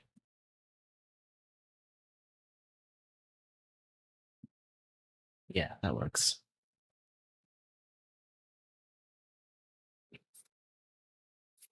Let me catch up on messages. So, hello, Eden boys. I still don't know Scala, but I'm joining in via Python this year. Godspeed. Oh, yeah. Well, good luck with that. Zuno likes Python.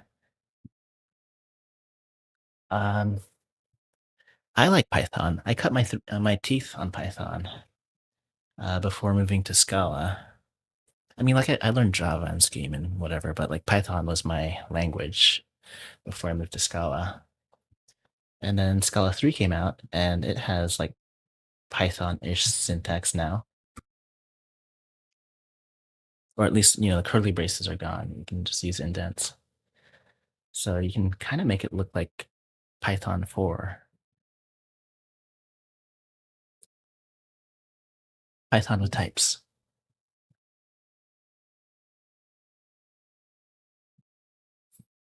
Threes is awesome. I couldn't figure out a good way to collapse the ranges. Need to revisit. Then we'll read your solution. Yeah, sure. 3 seconds. Oh yes. Yeah, thank you. Yeah, anytime I use those ranges, so those ranges are like efficient, right? I basically have the same thing but for areas. Um, like an efficient mapping of like a grid of locations, tuples, and then I have the same thing in 3 dimensions. So what inspired that whole thing was, do you remember the cubes problem from 2021? Like all the overlapping cubes that you had to take the union of, or like some sort of intersection. I think it was like kind of in out. Anyway, it was all for optimizing that. So my 3 dimensional cube version of that is basically a triple of intervals. So part two of this problem. The accounting elves have realized that they double counted everything red. Ignore any object and all of its children which has any property with value red. Do this only for objects, not arrays.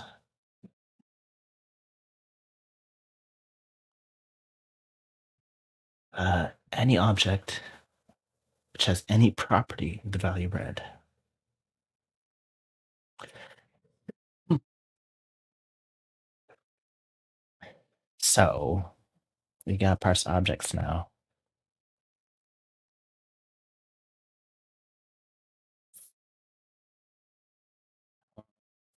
And objects can have nested objects. We ha- so what I'm trying to think now is can we do something hacky, or do we actually have to parse JSON properly?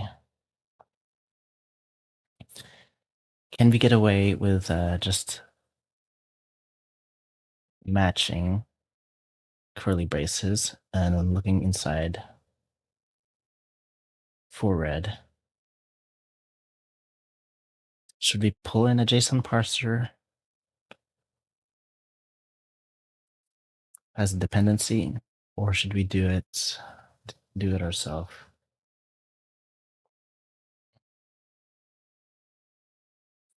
I don't know. I don't come to admin code for JSON. Like I like I like the problems where like we have our own kind of data structure and then we have to figure out how to parse that and do something with it. But when it's JSON, I feel like I should just reach for a standard library.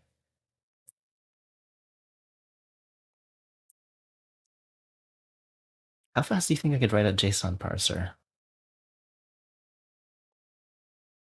Um,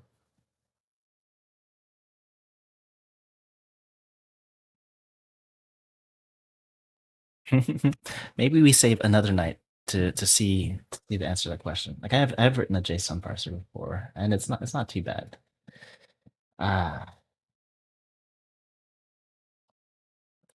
take me. I think I can do it in under 30 minutes, but let's not prove that right now at the end of the night at 1:15 a.m. Let's just take a peek at the next problem, and maybe that can be our warm-up problem, like tomorrow night.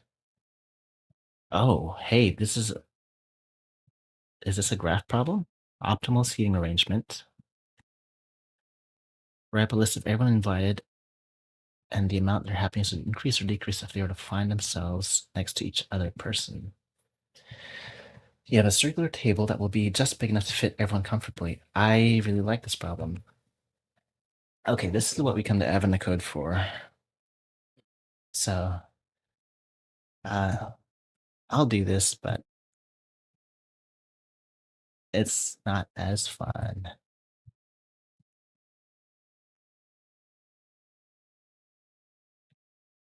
Okay, so day 13 input.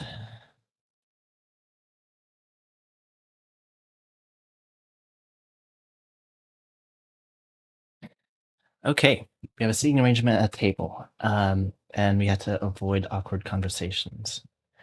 So everyone invited an amount their happiness would increase or decrease if they were next to each other person. Maybe not a graph problem, some optimization problem. You have a circular table that will be just big enough to fit everyone comfortably. And so each person will have exactly 2 neighbors. For example, suppose you only have 4 attendees. 54 by sitting next to Bob. This could be like a greedy problem, but lose 79 sitting next to Carol.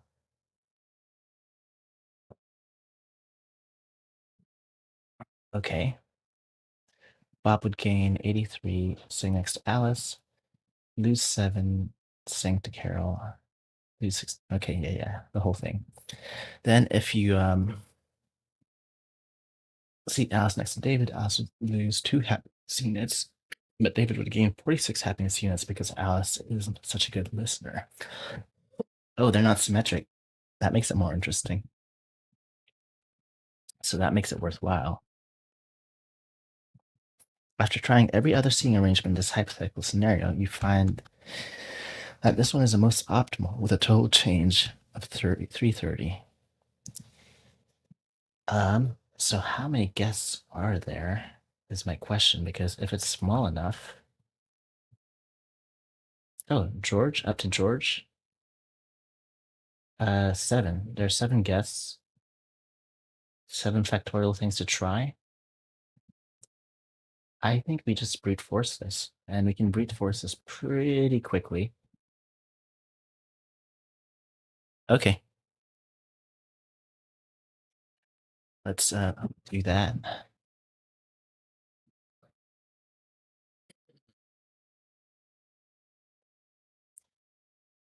So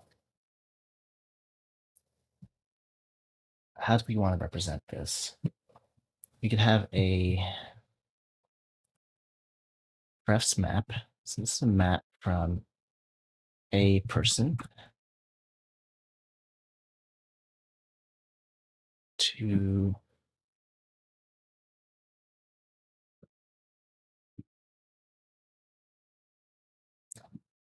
this is kind of like a nested map. I'm gonna unnest the map. So for every pair of people, and the pair is directional, there is an int value for how much happiness they gain or lose. Okay, so we're gonna do input.collect convex optimization problem. Okay, I'm gonna save that term for later.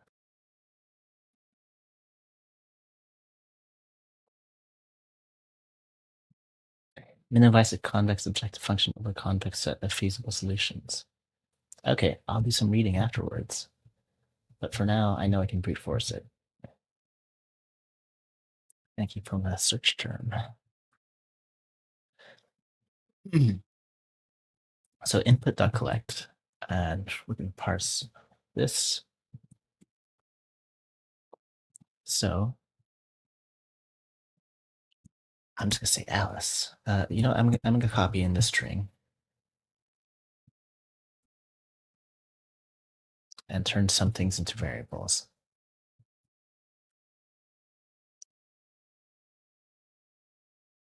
And then we're going to copy the lose string as well.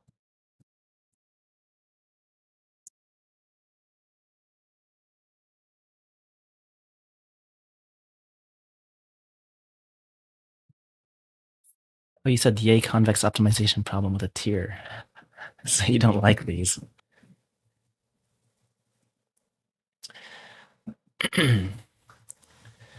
So Alice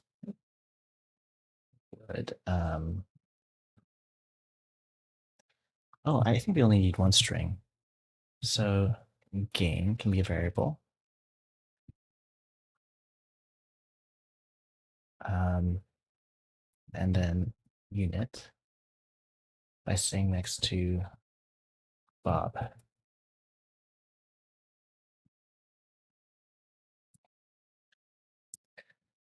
Okay, so this then becomes Alice, Bob,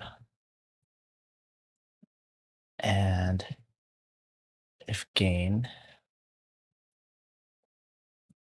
equals gain, then unit dot to int, else negative unit dot to int. Okay, that should do that, yeah. What's the issue here? Oh, wait.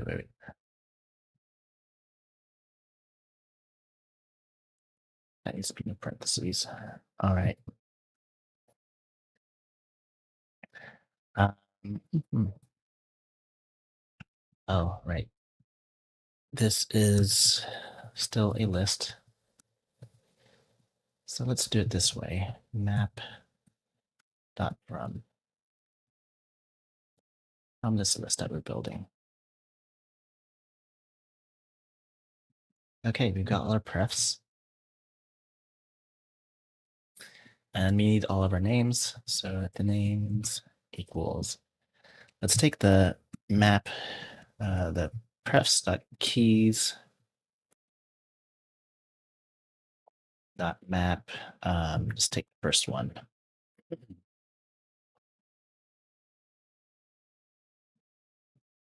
Yeah, each of them need to be mentioned. So the first one will work. And then we just try every single permutation. So def rank, or I know we're calculating. Wait, we want happiness. So happiness given an arrangement, given a seats list of names. It may not be truly convex due to the combinatorial component here, but it's close. Okay, fair enough. And this returns an int. So we're going to zip seats with itself.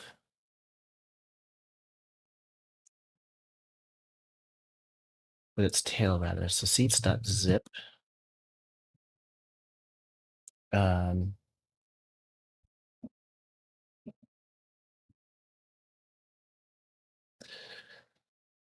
I think we want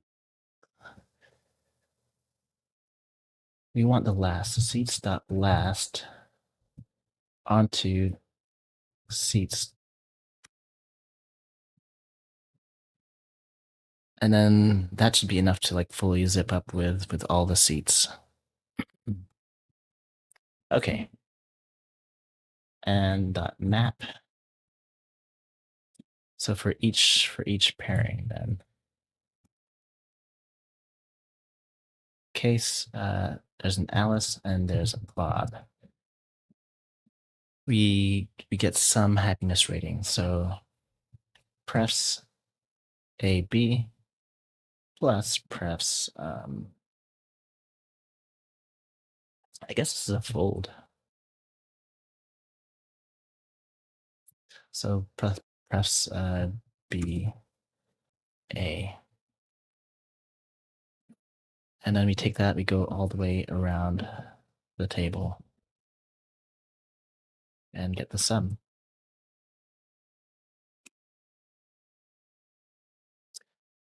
And then now we take all of our names. This is a set. Names that to list dot permutations dot map happiness dot max.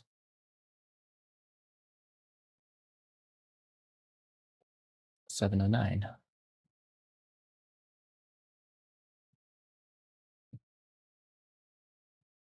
Okay, cool. Part 2. In all that commotion, you realize that you forgot to seat yourself. At this point, you're pretty apathetic towards the whole thing, and your happiness wouldn't really go up or down regardless of who you sit next to. You assume everyone else would be just as ambivalent about sitting next to you, too. Add yourself to the list. Okay,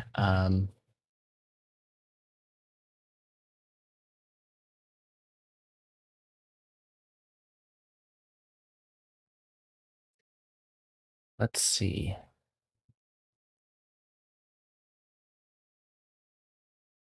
How do we want to add ourselves to the list?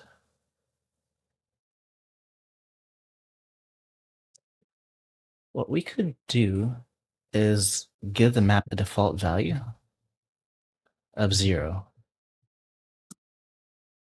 Dot with default value of 0, right? So if there's an unknown name in there somewhere, 0. And that unknown name is going to be us. So we're going to do stew as part of the names.to list. Oh,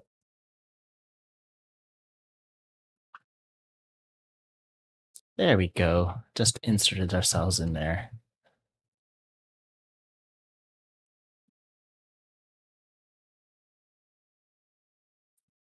$6.68. People are slightly less happy. Okay. I thought that felt good. That felt like a good one to end on, but still, there are more, and they might be fun. Reindeer Olympics. Reindeer can fly at high speeds. Reindeer can only either be flying or resting.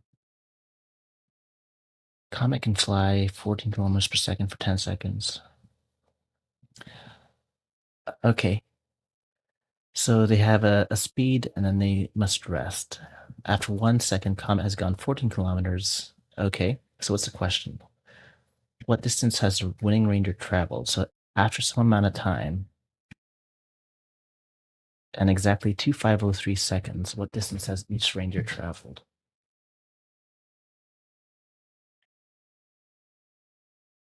Okay.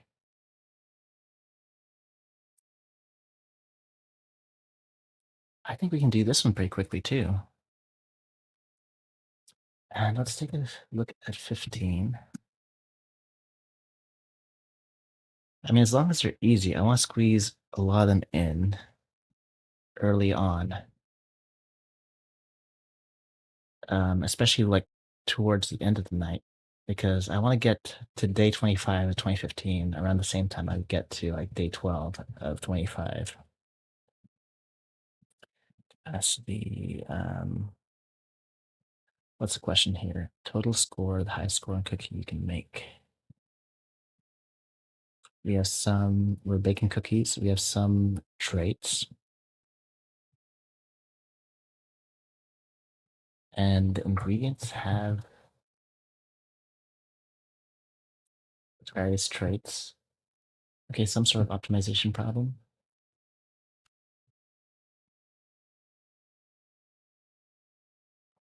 Okay, I think we can skip that one. Next year, warm up tomorrow night. Oh, and finishing the JSON problem. Um, yeah, and this should give us. I think we're on pace, right?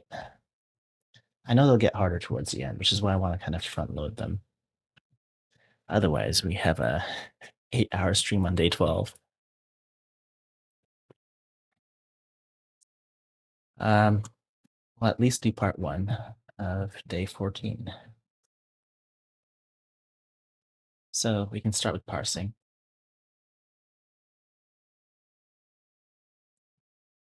So val deer.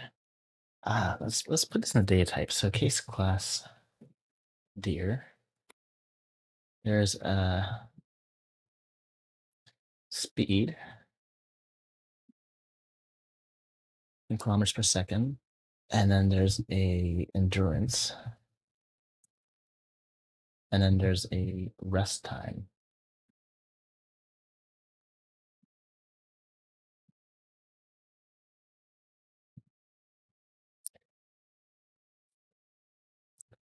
Your fear is that I start. Oh, there's a thing. You start losing momentum about halfway through, which happened last year. Yeah, that does happen. Like people trail off throughout the year. But are you losing momentum because you've been doing it for 12 days, or because it's gotten harder? Because if it's a first, then you've got this, right?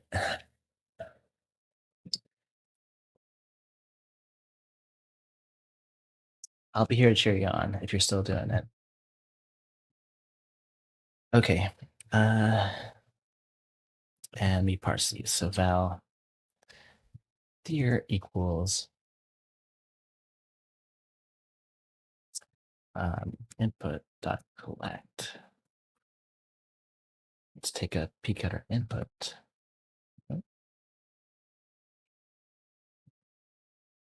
Oh, I guess each of them has a name, but I don't think we care about their names, right?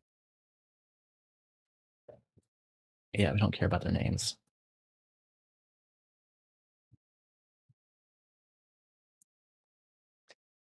Okay. So we can fly speed kilometers or endurance seconds that must rest for rest seconds. And I guess there's name, but we're going to ignore name. And we make a deer with speed dot to int, endurance dot to int, and rest dot to int. Okay, that's parsed. Both, fair enough. Alrighty. So after 1 second, yada yada, so the we could do this like a very easy way by just simulating second by second, because there's gonna be like a half portion anyway. Do some sort of modular arithmetic. So or yeah, we're just gonna do like full math here. We're not gonna simulate def distance. So given a deer, I hate that deer is its own plural right now. So deer,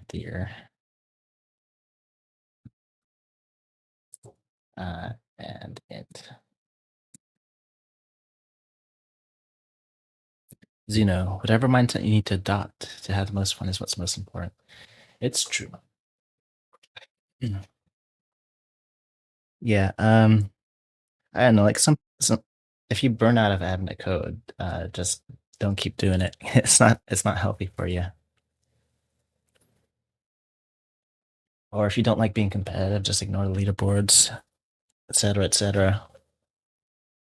It can be whatever you want. Yeah.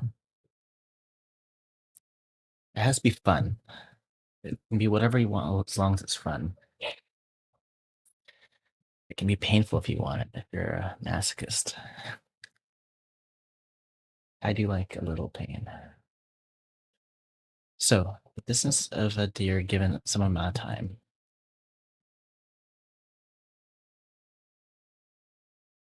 Um, so let's add the endurance plus rest. Because that can translate to like some sort of cycle unit that's, I'm sure it'll be less than, yeah, that's much less than the full 2504. So you don't have to worry about the edge case of that being too big.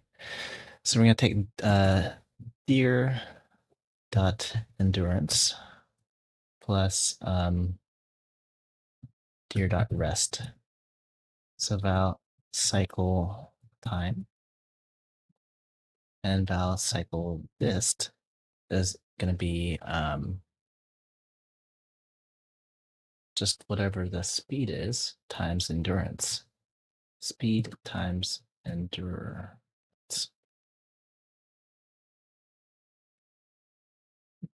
Okay, so there's at least that much, and there's like a number of cycles.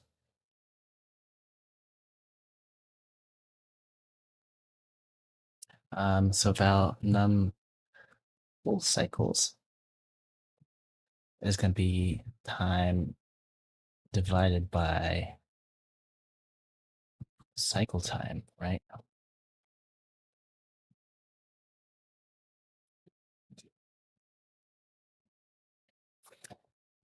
Okay, so we're going to multiply the cycle list by num full cycles, and then the last bit of time. It depends if that time is less than the deer. So val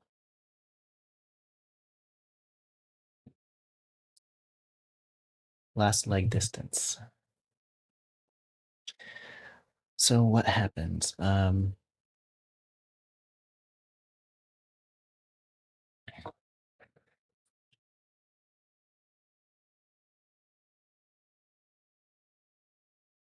I suppose we take the min of the time remaining.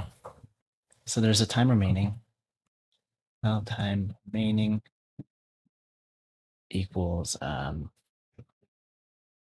time minus number of full cycles times cycle time. And then how long the deer runs is the minimum. Deer dot endurance dot min time remaining.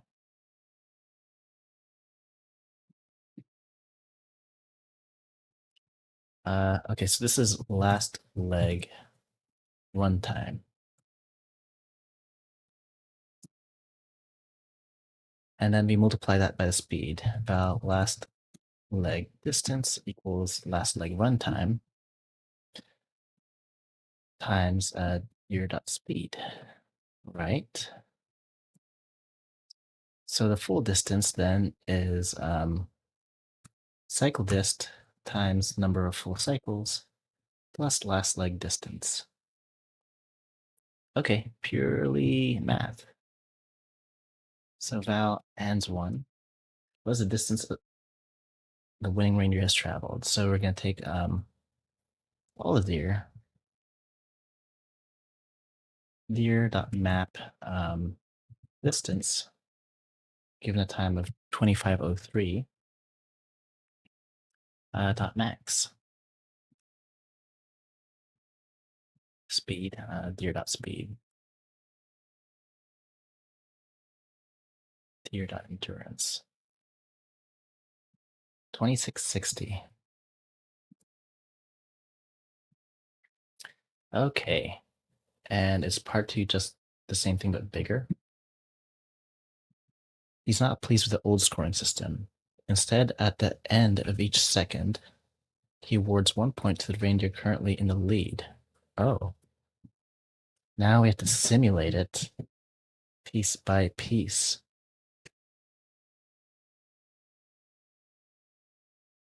Given the example of reindeer from above, after the first second, dancer is in the lead and gets 1 point. Okay. So there's going to be some state that we wrap up. Uh, hmm. So this seems fun. This seems approachable.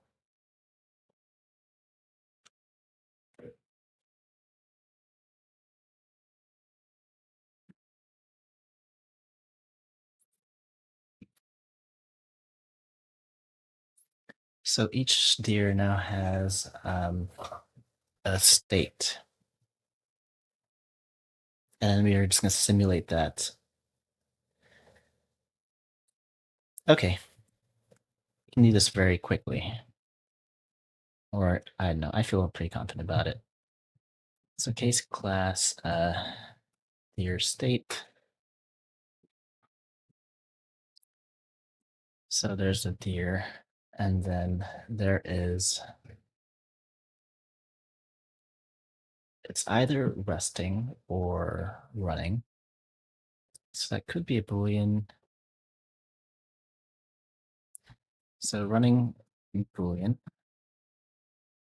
And then there's the amount of time it's been in that state. Um,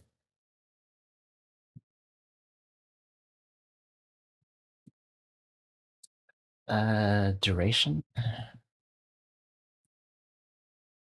Yeah, the duration in that state.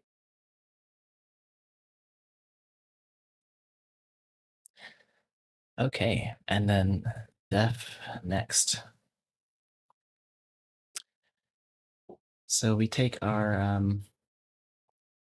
duration is going to increase. So next is going to be our next deer state.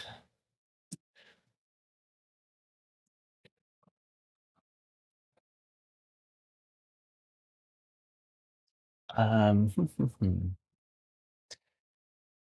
are we going to zero index the time? So they all start at 0, right? So let's say you can run for 1 second. Then at 0, you are running for that second. And then the next time, you've been running for 1 second. So that matches your limit, your endurance limit. And then so that changes. Let's have a running and not running branch. So if running, they're going to be very similar. But I just want to keep things easy for the brain to think of. So if deer dot endurance equals duration, we've already hit the limit, then we change state. So deer state, it's the same deer. And then we are not running. And then duration goes back to 0.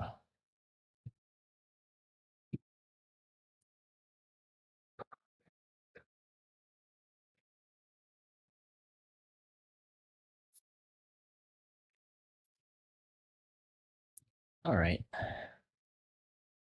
I think we should do like this dot copy, and running it's not running, duration equals 0. I like that better.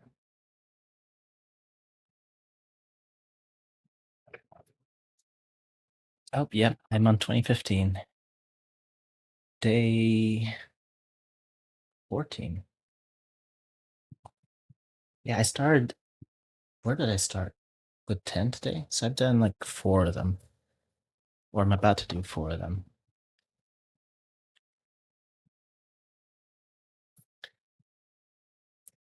Okay. So if deer.endurance equals duration, then that happens. Otherwise, this dot copy, and we just keep doing what we've been doing. So duration equals duration plus 1. Alrighty. So otherwise, if not, we are not running, and it's very similar logic, but we're not doing our deer's endurance, we're doing our deer's rest time. This code stays exactly the same, and this code stays exactly the same. Oh, yeah.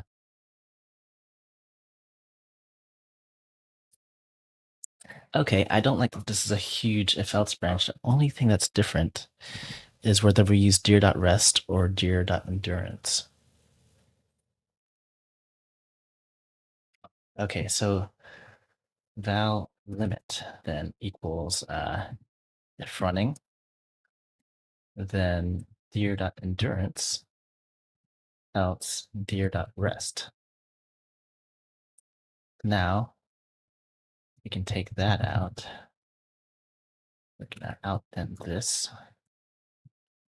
And now we say if duration equals limit,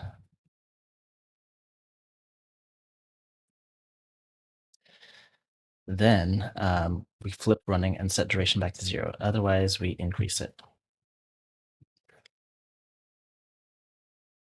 And I don't think I need the state to include how long they've been running. That can just be like in the full map of a deer or whatever.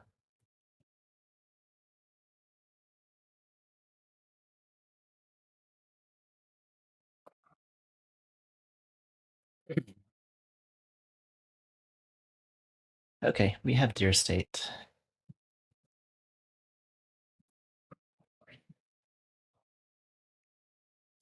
I need to use the bathroom. I've been like playing a little potty dance here for a sec. So I'll be right back. And when we do,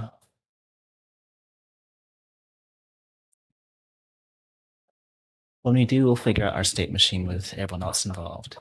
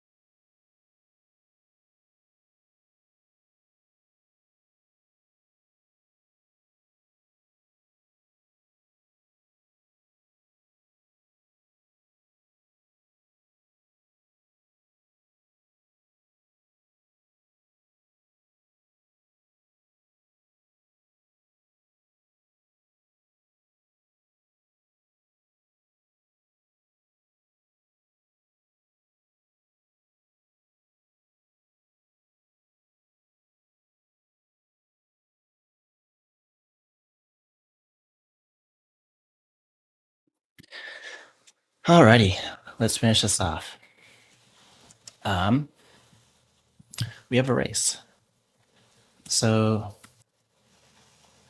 we have a tick on a race, and there's some sort of state, right? And this is a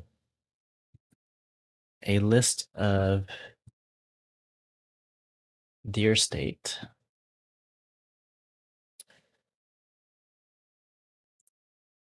tupled with the distance they've traveled so far.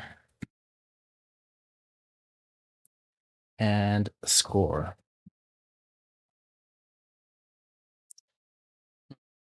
Maybe. Maybe I should just put that all as part of the deer state. Well, it can't tick independently. That's why I'm not putting it in here. Let's call this tick, actually. You've got deer ticks. Yeah, I want to keep that outside because how much the score increases depends.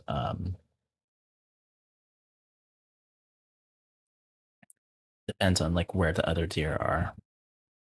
So you know you've got a zip. Yeah. Thanks for stopping by. Have a good night. I'm glad you're enjoying it. Okay. We're gonna call this race state. So type race state is gonna be this whole thing.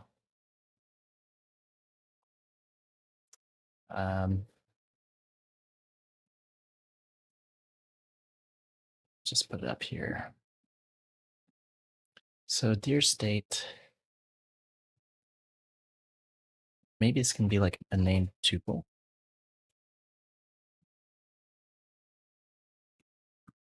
No, there's no need for that. There is kind of a need for it because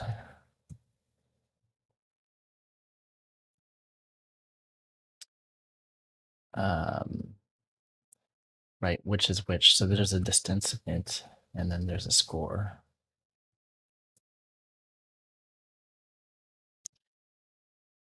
I'm not going to consider the score to be part of the state of deer, actually. And maybe we include the distance here in the deer state.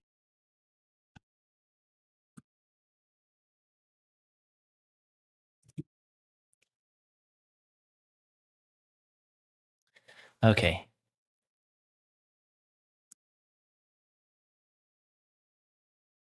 So if we are running, something else happens altogether. Distance increases.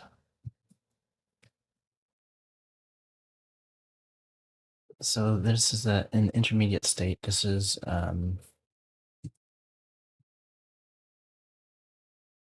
let's call it S, val S equals all of that. And if running, so if we were running for the last second,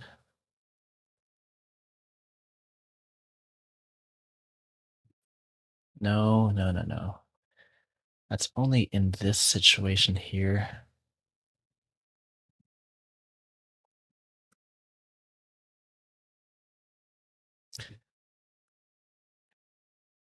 Okay, we're gonna have distance here be a val traveled equals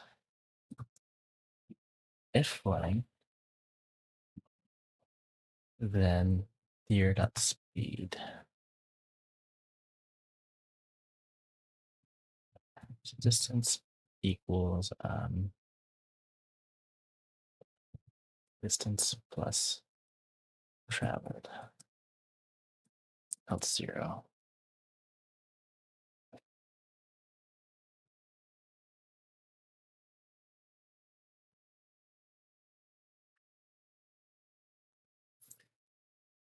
Alrighty.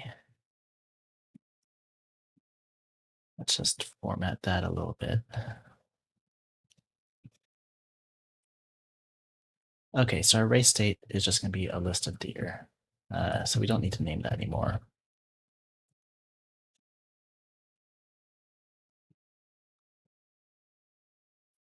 Maybe here we just have your state and a score int.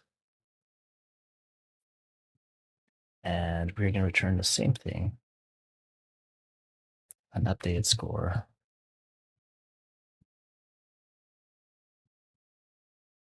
Okay, so if there's a tie, what happens? If there are multiple deer tied for the lead, they each get 1. All right. So val new points. So states and points. We're gonna pull this out.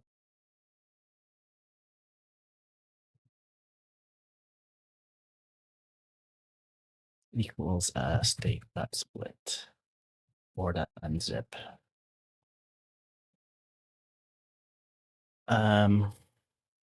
Nah, we're gonna do a fold of some sort actually instead. State dot map.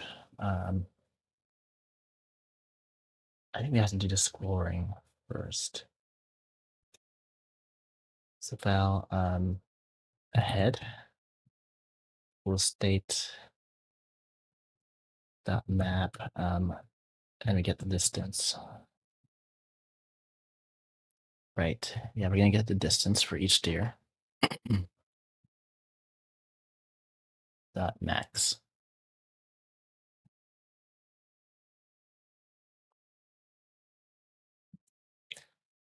And then the updated points. We could do like a state dot map. So case there's a deer, there's a score. If d dot distance equals ahead, then we do something.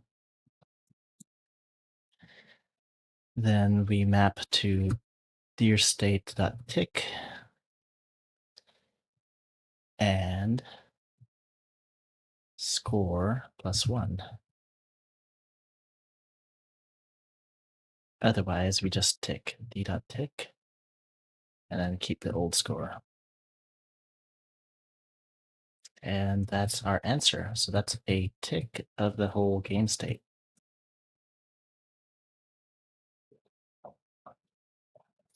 And we just do that 2503 times, and we're golden. And how many points did the winning reindeer have? Okay. So Val, our initial state, it's going to be deer.map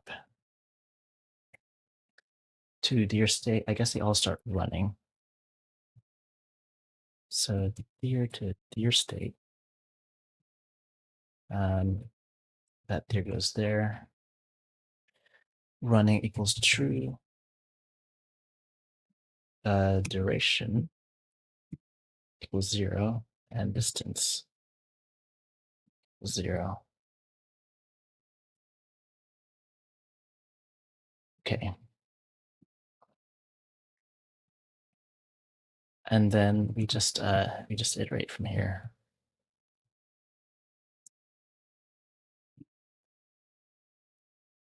So now iterator dot iterate from init with tick.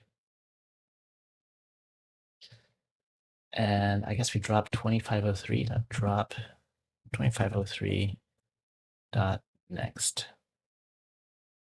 So this is the final state. Val end is that. And val end 2 is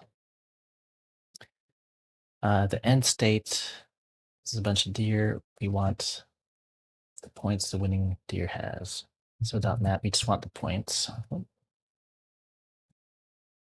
And dot max.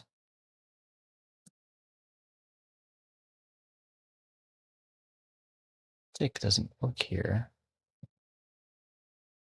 Oh, right. So we have the state, but we need to zip that with something, with 0, their initial score.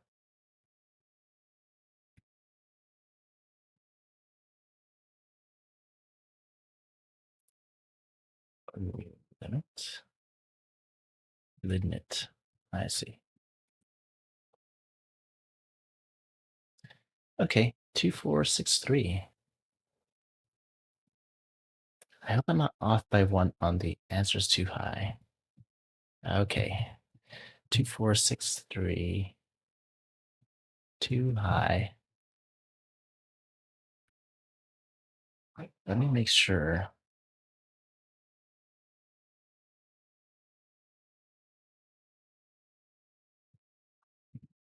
So if we have these two deer, we can use that for testing. I'm going to make this a lazy list, actually. So lazy list.iterate. That way we can go forward and back in time. Val race states.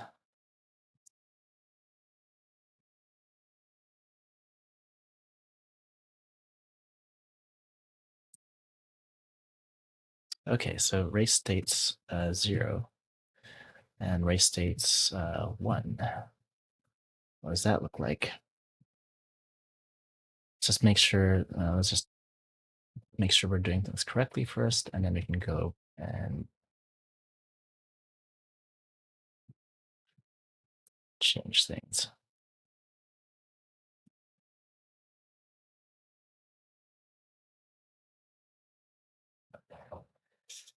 Okay, that's pretty hard to read. So they all start with 1 point. I don't think it works that.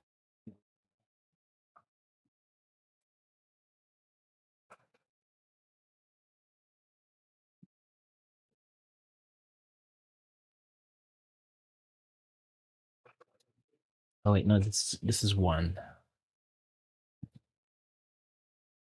So this is after the first thing, first second. They all gained 1 point.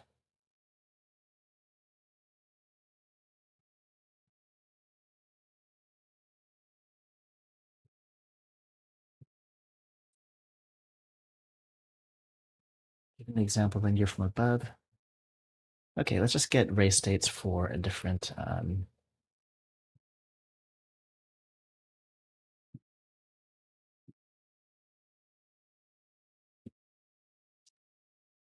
def initial state. Or let's get a method for race states. Def race states given a list of deer.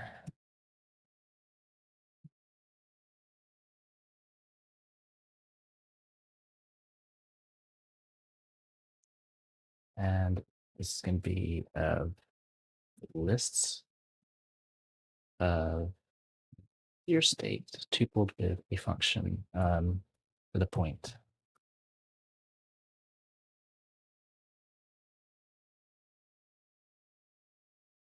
Because I want to test this with like some sample data too. Now init deer.map. Yeah, let's put that in there.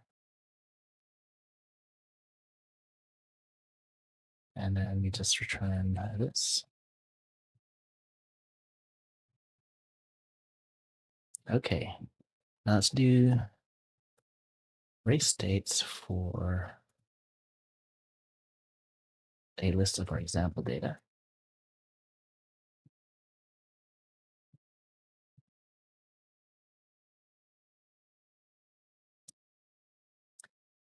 We have comment, speed. Why is it capitalized? Okay, speed equals 14. Endurance equals 10. Rest equals 127. Rest equals 127. All right. And then we have dancer.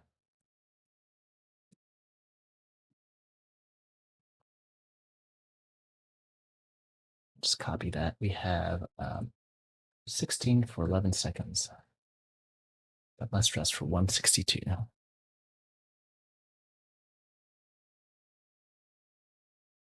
Okay, val example. So let's get the race states for the example.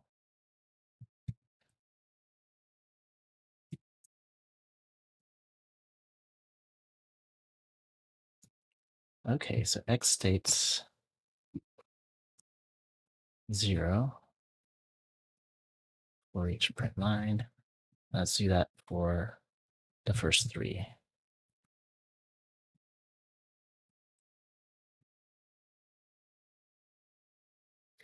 Okay, after 1 second, Comet has gone 14 kilometers. And Comet is the first one. What's going on here? Acquired a list of deer.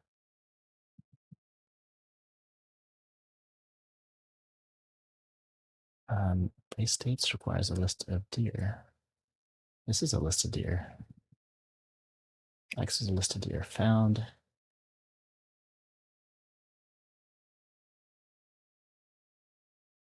Lazy list.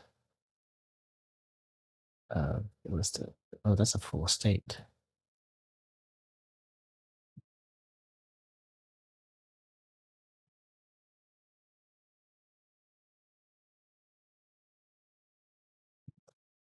Oh.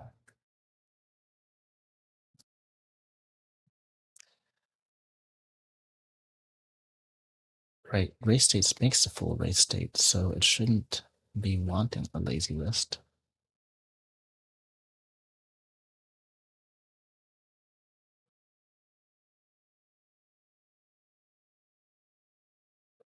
Um,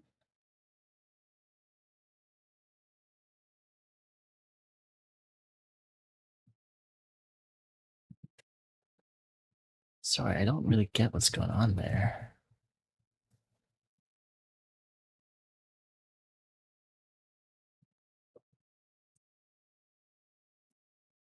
Okay, I mean, that's compiling now, and now what's going on here?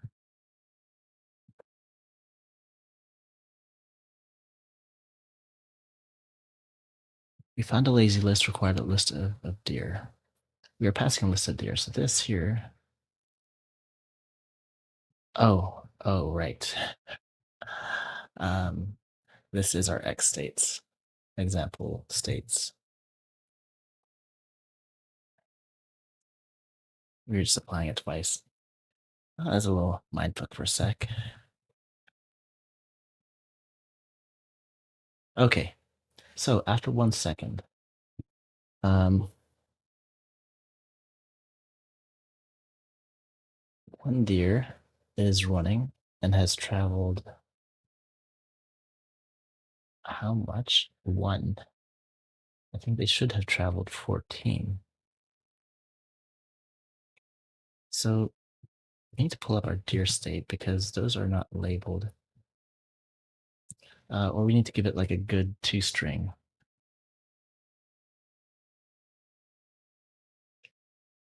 Okay, so we have a deer state pulled up on top for reference so that we can actually interpret this. So after 1 second,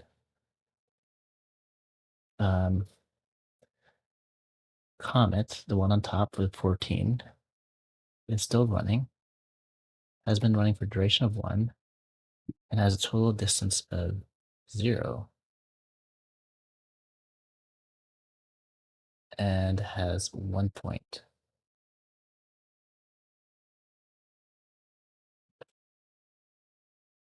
Okay, so the simulation isn't even correct.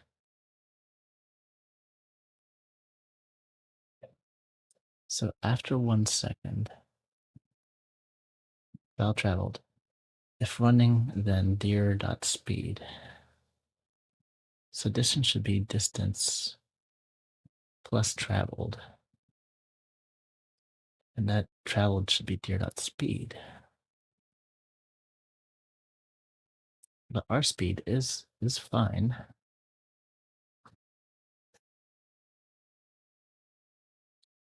We are both running for a duration of 1 second. Well, the distance is still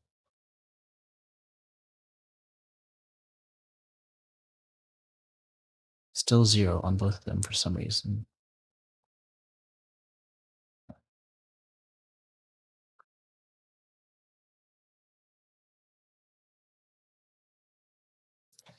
So I mean, at the next tick,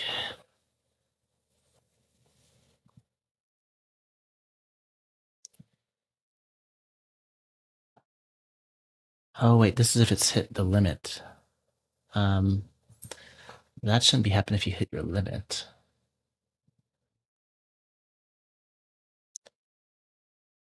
Right, that should only be happening if you're like currently running and you hit your limit. So this same thing happens in both cases.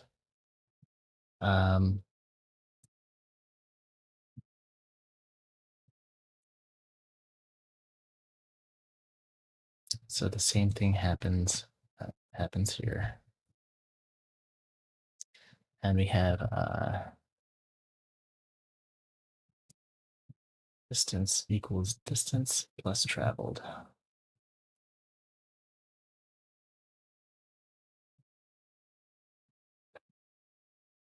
Okay, that should fix that part.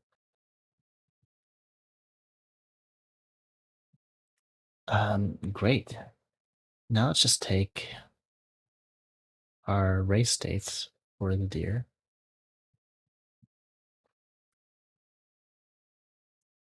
And we can get our answer too. So race states for the deer and state number 2503.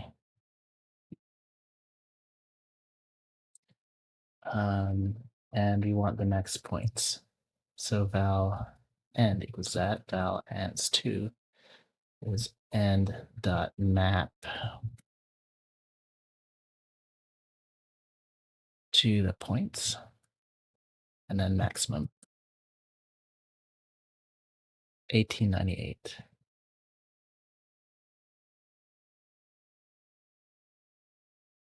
1898 is still too high. 1898 is still too high.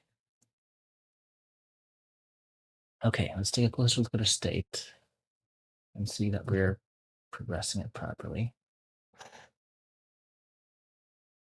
For part 2, it said at the end of each second, he awards 1 point to the reindeer currently in the lead.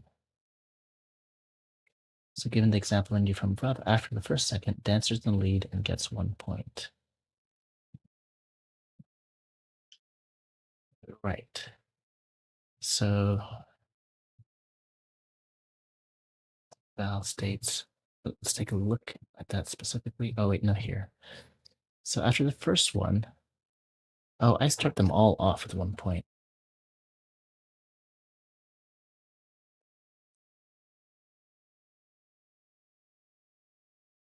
So nothing happens there. Well, okay, when I construct my state, I do construct them with 0 points. Oh, and that is what's going on here.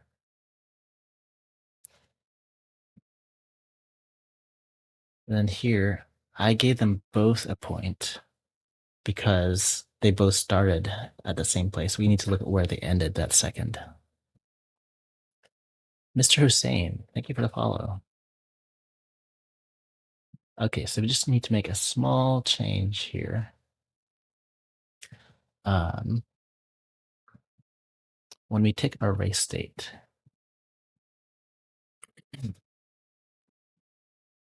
so we need to tick the deer.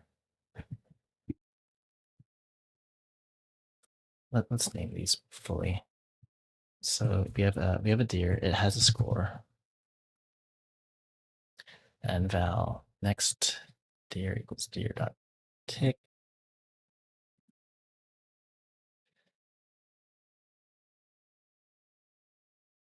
And we don't know the ahead state. So let's update the deer. Let's update the deer and score separately. So val deer scores equals state dot unzip. And then deer moved. Val moved equals deer dot map. So each of them ticks for a second.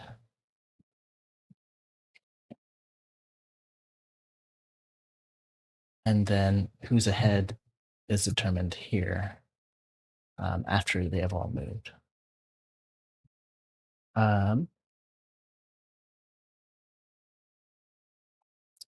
So we want the furthest distance. So val ahead then equals moved dot map. For each of those, we take the distance. And then we want the max.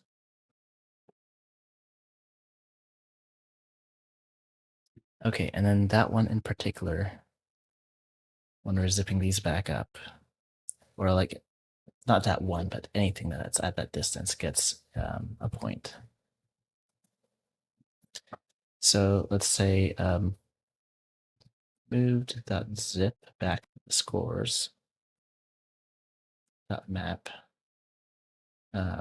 case deer score,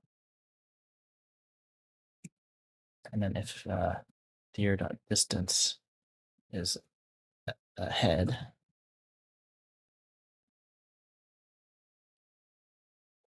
then we give it an updated score plus 1.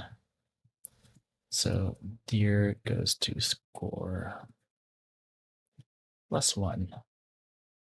Otherwise, deer just goes to its own previous score. And that's a proper tick.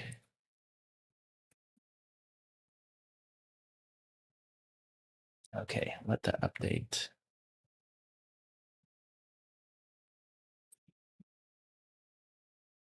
And it should drop, but only by a little bit.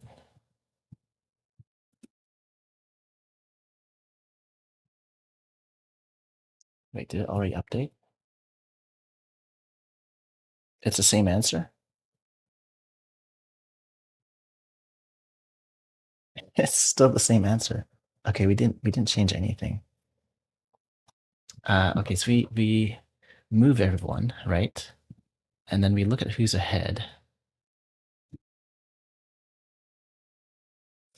And then the people that are ahead get scores. So here, yeah, only the deer that was ahead got a score, got a point. And that deer continues to get points. How did the answer not change? Right, that definitely wasn't happening before.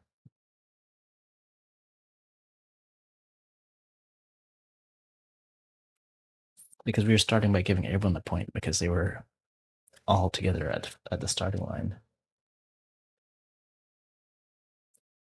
Given the example in you from above, after the first second, dancer is in the lead and gets 1 point. He stays in the lead until several seconds into Comet's second burst. After the 1/40th, okay. So X states 140. Comet pulls into the lead and gets his first point.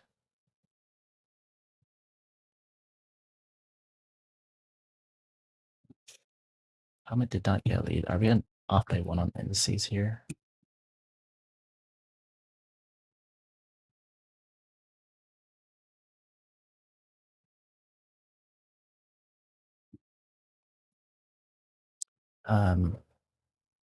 No. 182. So after the 142nd, Comet pulls into the lead and gets his first point. Of course, since Dancer's been in the lead for the 139 seconds before that, he has accumulated 139 points by the 140th second. There's an off by 1 there, too. Oh, no, right. Yeah, it's just that it hasn't given it to the right person. After this 1000th second, Dancer's accumulated 689 points. Let's look at what this final state looks like. Let's do like an end for each print line. I should just give this a nicer 2-string. Okay, then the very last one. Oh, very last one is our score. So there are a bunch of different scores. That's good to see. And what was the distance traveled by the winning deer last time? 2660? None of these are 2660. In fact, a bunch of them are higher. Okay. Issue here. I think we continue traveling even as we stop. So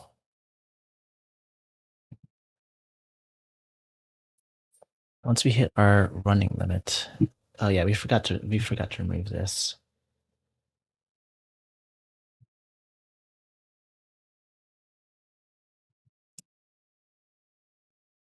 During our refactor earlier. Okay, so now let's look at this 140th second. Let's look at the end. Well, that looks a little bit more accurate. 2660 should be the one that's in the lead.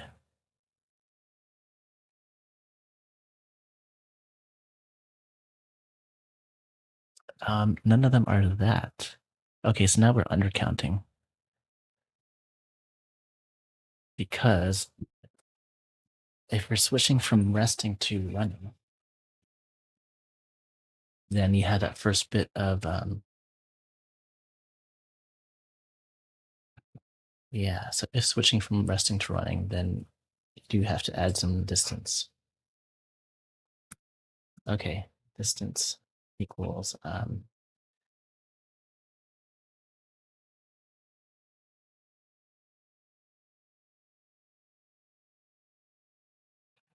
Um,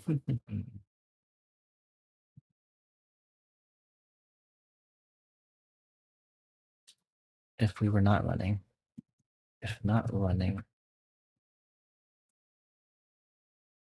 then we are running now, right? Then dir.speed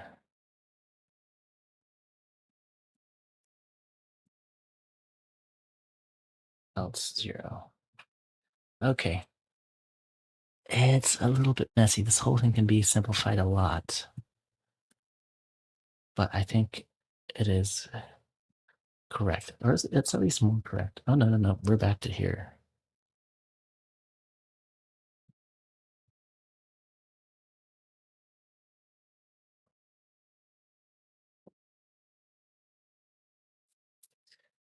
Because that's the opposite of this condition.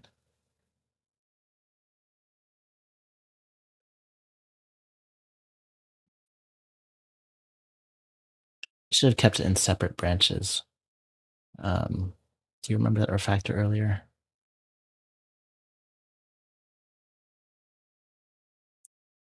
Because it's getting confusing because we're having like all this other branching. This is like before we added the distance.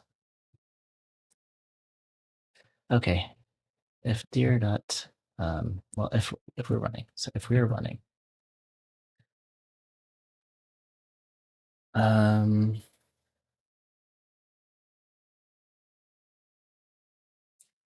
okay, so how long have you been doing this action? So if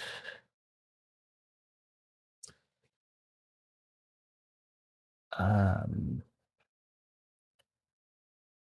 if our duration has hit our limit, so if running dot, or if duration equals running dot endurance, then we're switching. Then copy running equals not running. We're no longer running. And our duration gets set back to 0.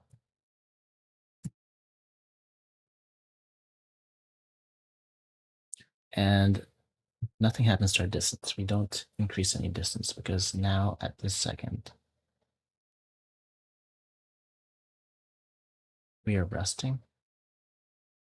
Actually, I think we still are running.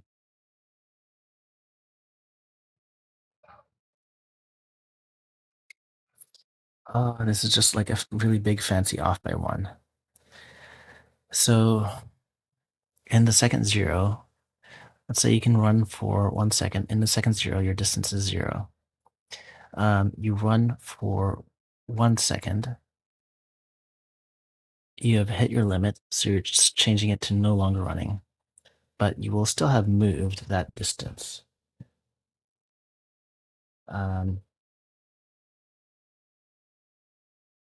So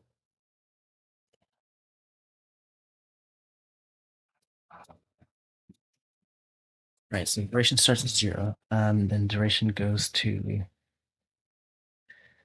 well, duration goes to 1, right? You haven't hit your limit yet. And then distance goes to like your speed. So that the next state then is duration 1, and distance is just your speed. And then the next time around, you're seeing that change. You've hit your limit. Duration is in running endurance. So duration goes back to 0. You're now resting.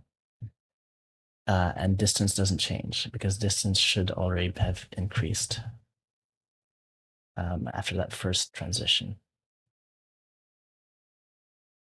Okay. Otherwise,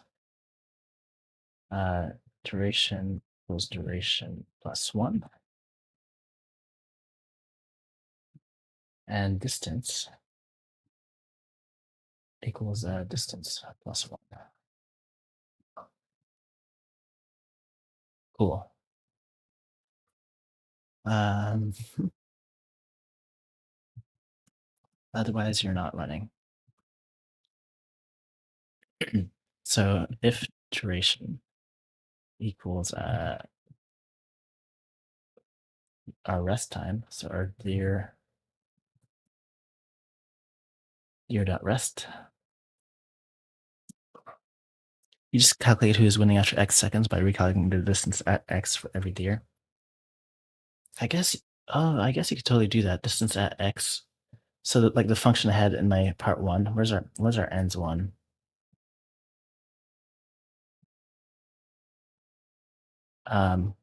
Wow. Okay, you're basically telling me I need to go to bed right now because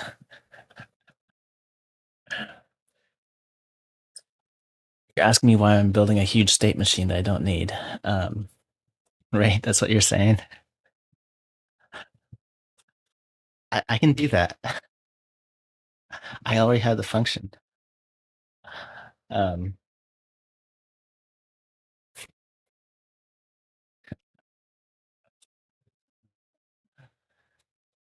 okay, I'm going to bed after this one. But in my mind, I was like, it'd be fun to be able to go back to any point in time. Um, you're right. You're right. I made the things a mess of myself by trying to make a state machine that I didn't need. Ah, um, okay. Thank you. You saved us all some time. I still like making these state machines. Some days you need them, right? Like it's good practice. Um, okay. Let's just comment this all out so that my code continues to compile. That wrong stuff can continue to be wrong.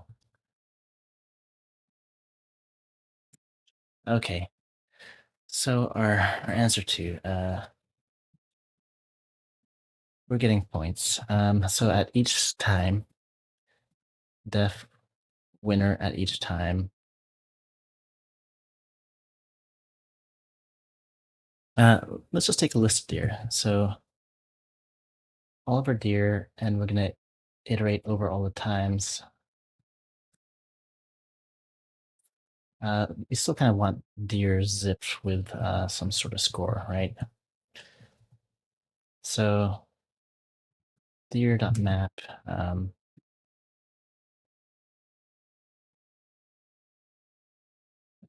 It's about making the journey funner. It's true. It's not about the destination. Well, we're gonna skip ahead to the destination real quick. Um, skipping over bits is fun. Okay, we still want a list of tuples. Uh, and we're going to iterate over all of the seconds except for 0 because we don't assign points at 0. So iterator dot iterate. This could still be a lazy list.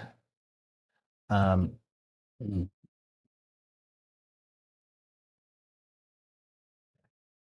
I should just put these deer in a map with a name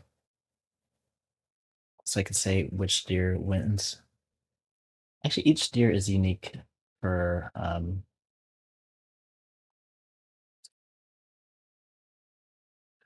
we could just do like the winning deer. Okay, so we're gonna iterate from 1. Um, and we're gonna take at each second. We're gonna take all the deer map.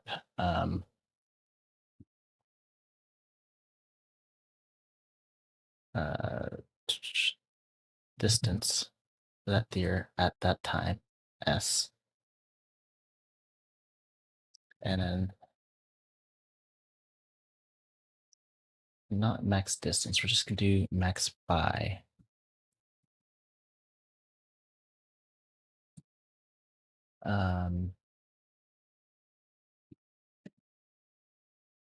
Right, we're gonna do max by distance. Deer dot max by the distance function.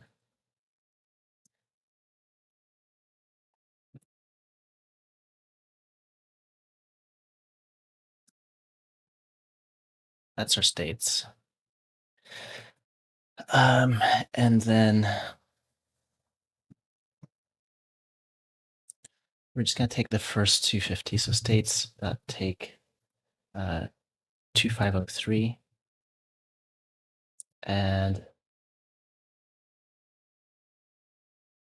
we're gonna get the counts of everything. So group map reduce, get all the counts. So we group by identity, or actually we just group by identity and then get the size. Group by identity. And then that we're gonna take all the values, all the groups themselves, and then map size of each of those groups and max.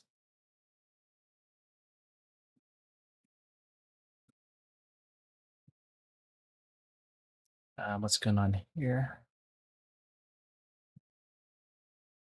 Here we have a listed deer, right? Acquired int. Oh, wait. We iterate. Why are we iterating? We just need 1 through 2503. So for S from 1 to 2503, yield the max deer.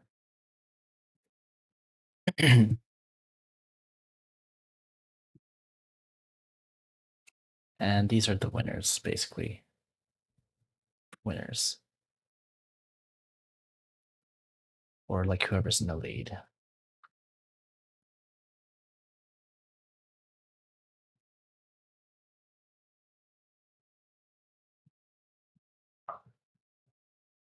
Oh, wait a second. They can be tied. I should actually track their scores.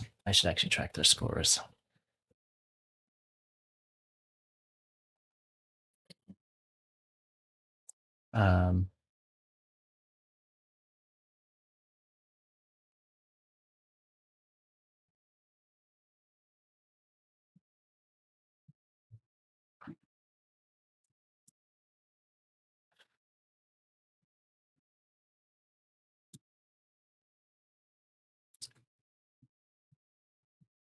yeah, we still have our kind of array state here. Then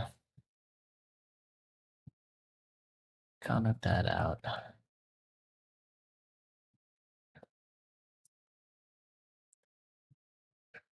Um, and now for each second, we're just gonna fold over all the seconds. So 1, 2, 2, 5, 0, 3. Fold left, and we're starting with all the deer. With all of their scores.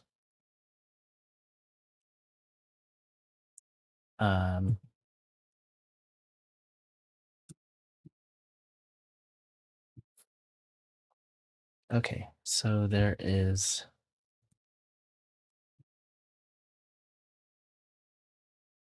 the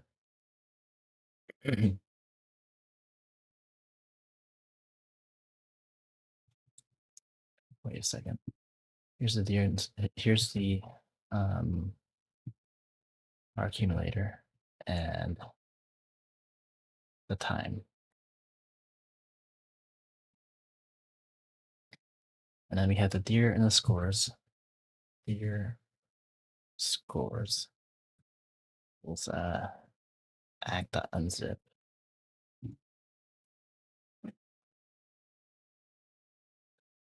And then I don't want to do this whole unzip and rezip. We're just gonna have two arrays. So we're just gonna have deer and then vector dot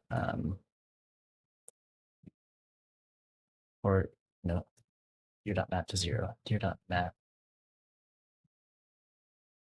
to 0. Okay.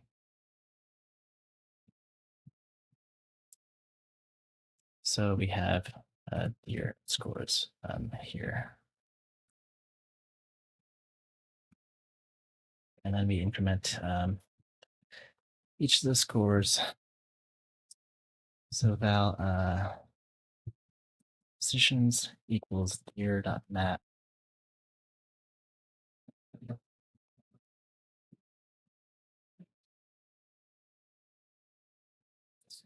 Actually,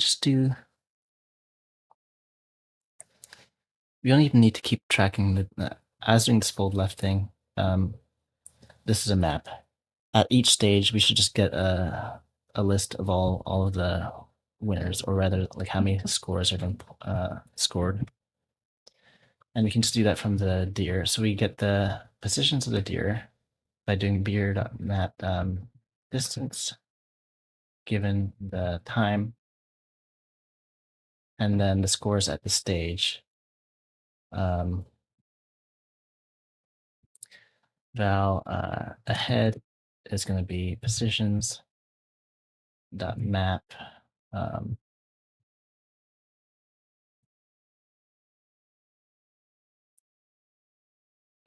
positions dot max,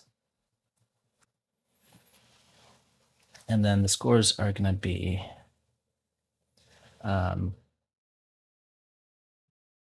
positions dot map if well, if position is equal to ahead, then 1, else 0.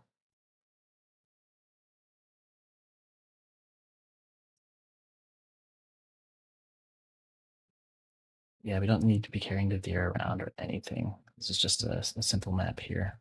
So for each time, we get the scores at that time. Val, this is like the scorecard. This is all the scores.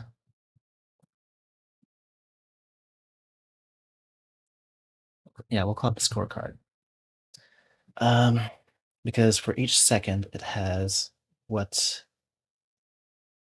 This is basically a list of seconds. So we're gonna take a scorecard and we're gonna transpose it. So now we have each dir's scores, and for each of those, we're gonna sum. And then get the max. That's our ans too. Okay. We had a couple false starts in there. It was definitely late. Let's move all this unnecessary stuff down out of the way. That can be our experimental code if we want to play with it again later. But we can push it off screen, pretend it doesn't exist. Hey, here's my code.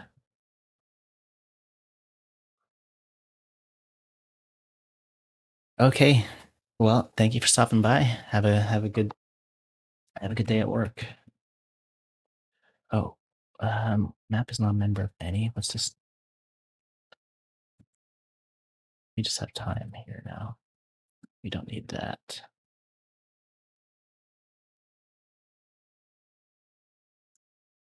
It's T. You can spell it out.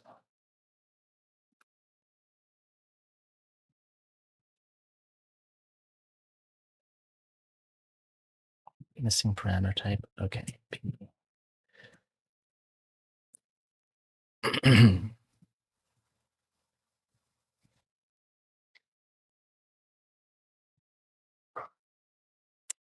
Something is going on here. There's a double definition. Oh, another definition of ants too. That's what's going on. 1256.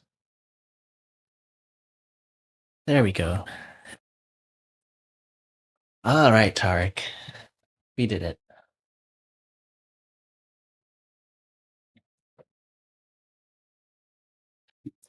Um, that wasn't bad. Part 2 is another 4 lines of code. It is late. It is late. And oh, you got to see it? Great. So we find someone to raid. Advent Twitch.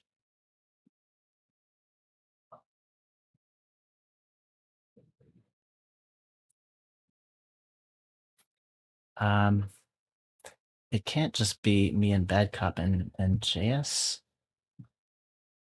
Who else is on that doesn't have the tag?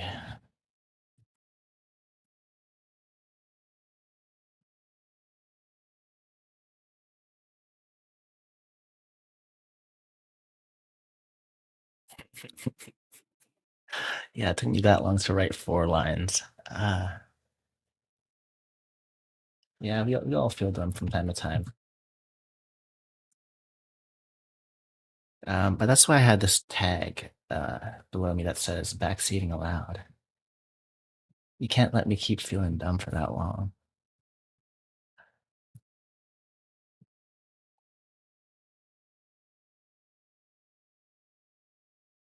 Um, Rat Hole is doing this in MS SQL. Okay. And who else? I'm not familiar with JS Dev. I think we'll all end up with Bad Cop and Dave Eddy eventually. Actually, I tried to raid Bad Cop last night, right as they were launching a raid of their own.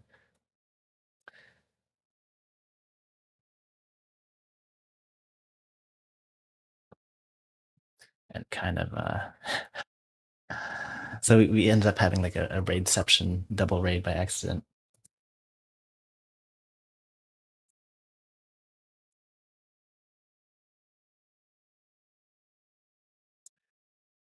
Let's see.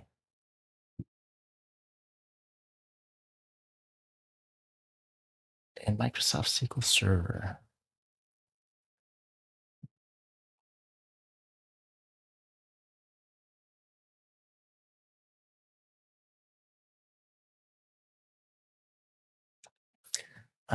And what's going on here? This looks like leak code. Something else altogether.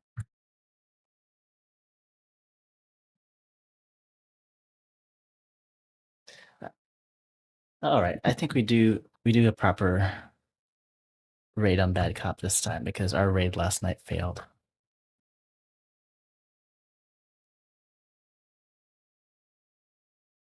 Bad Cop underscore. All right. Well, thanks for staying till the end and catching that last 4 line segment. It was a fun diversion to try and make the state machine.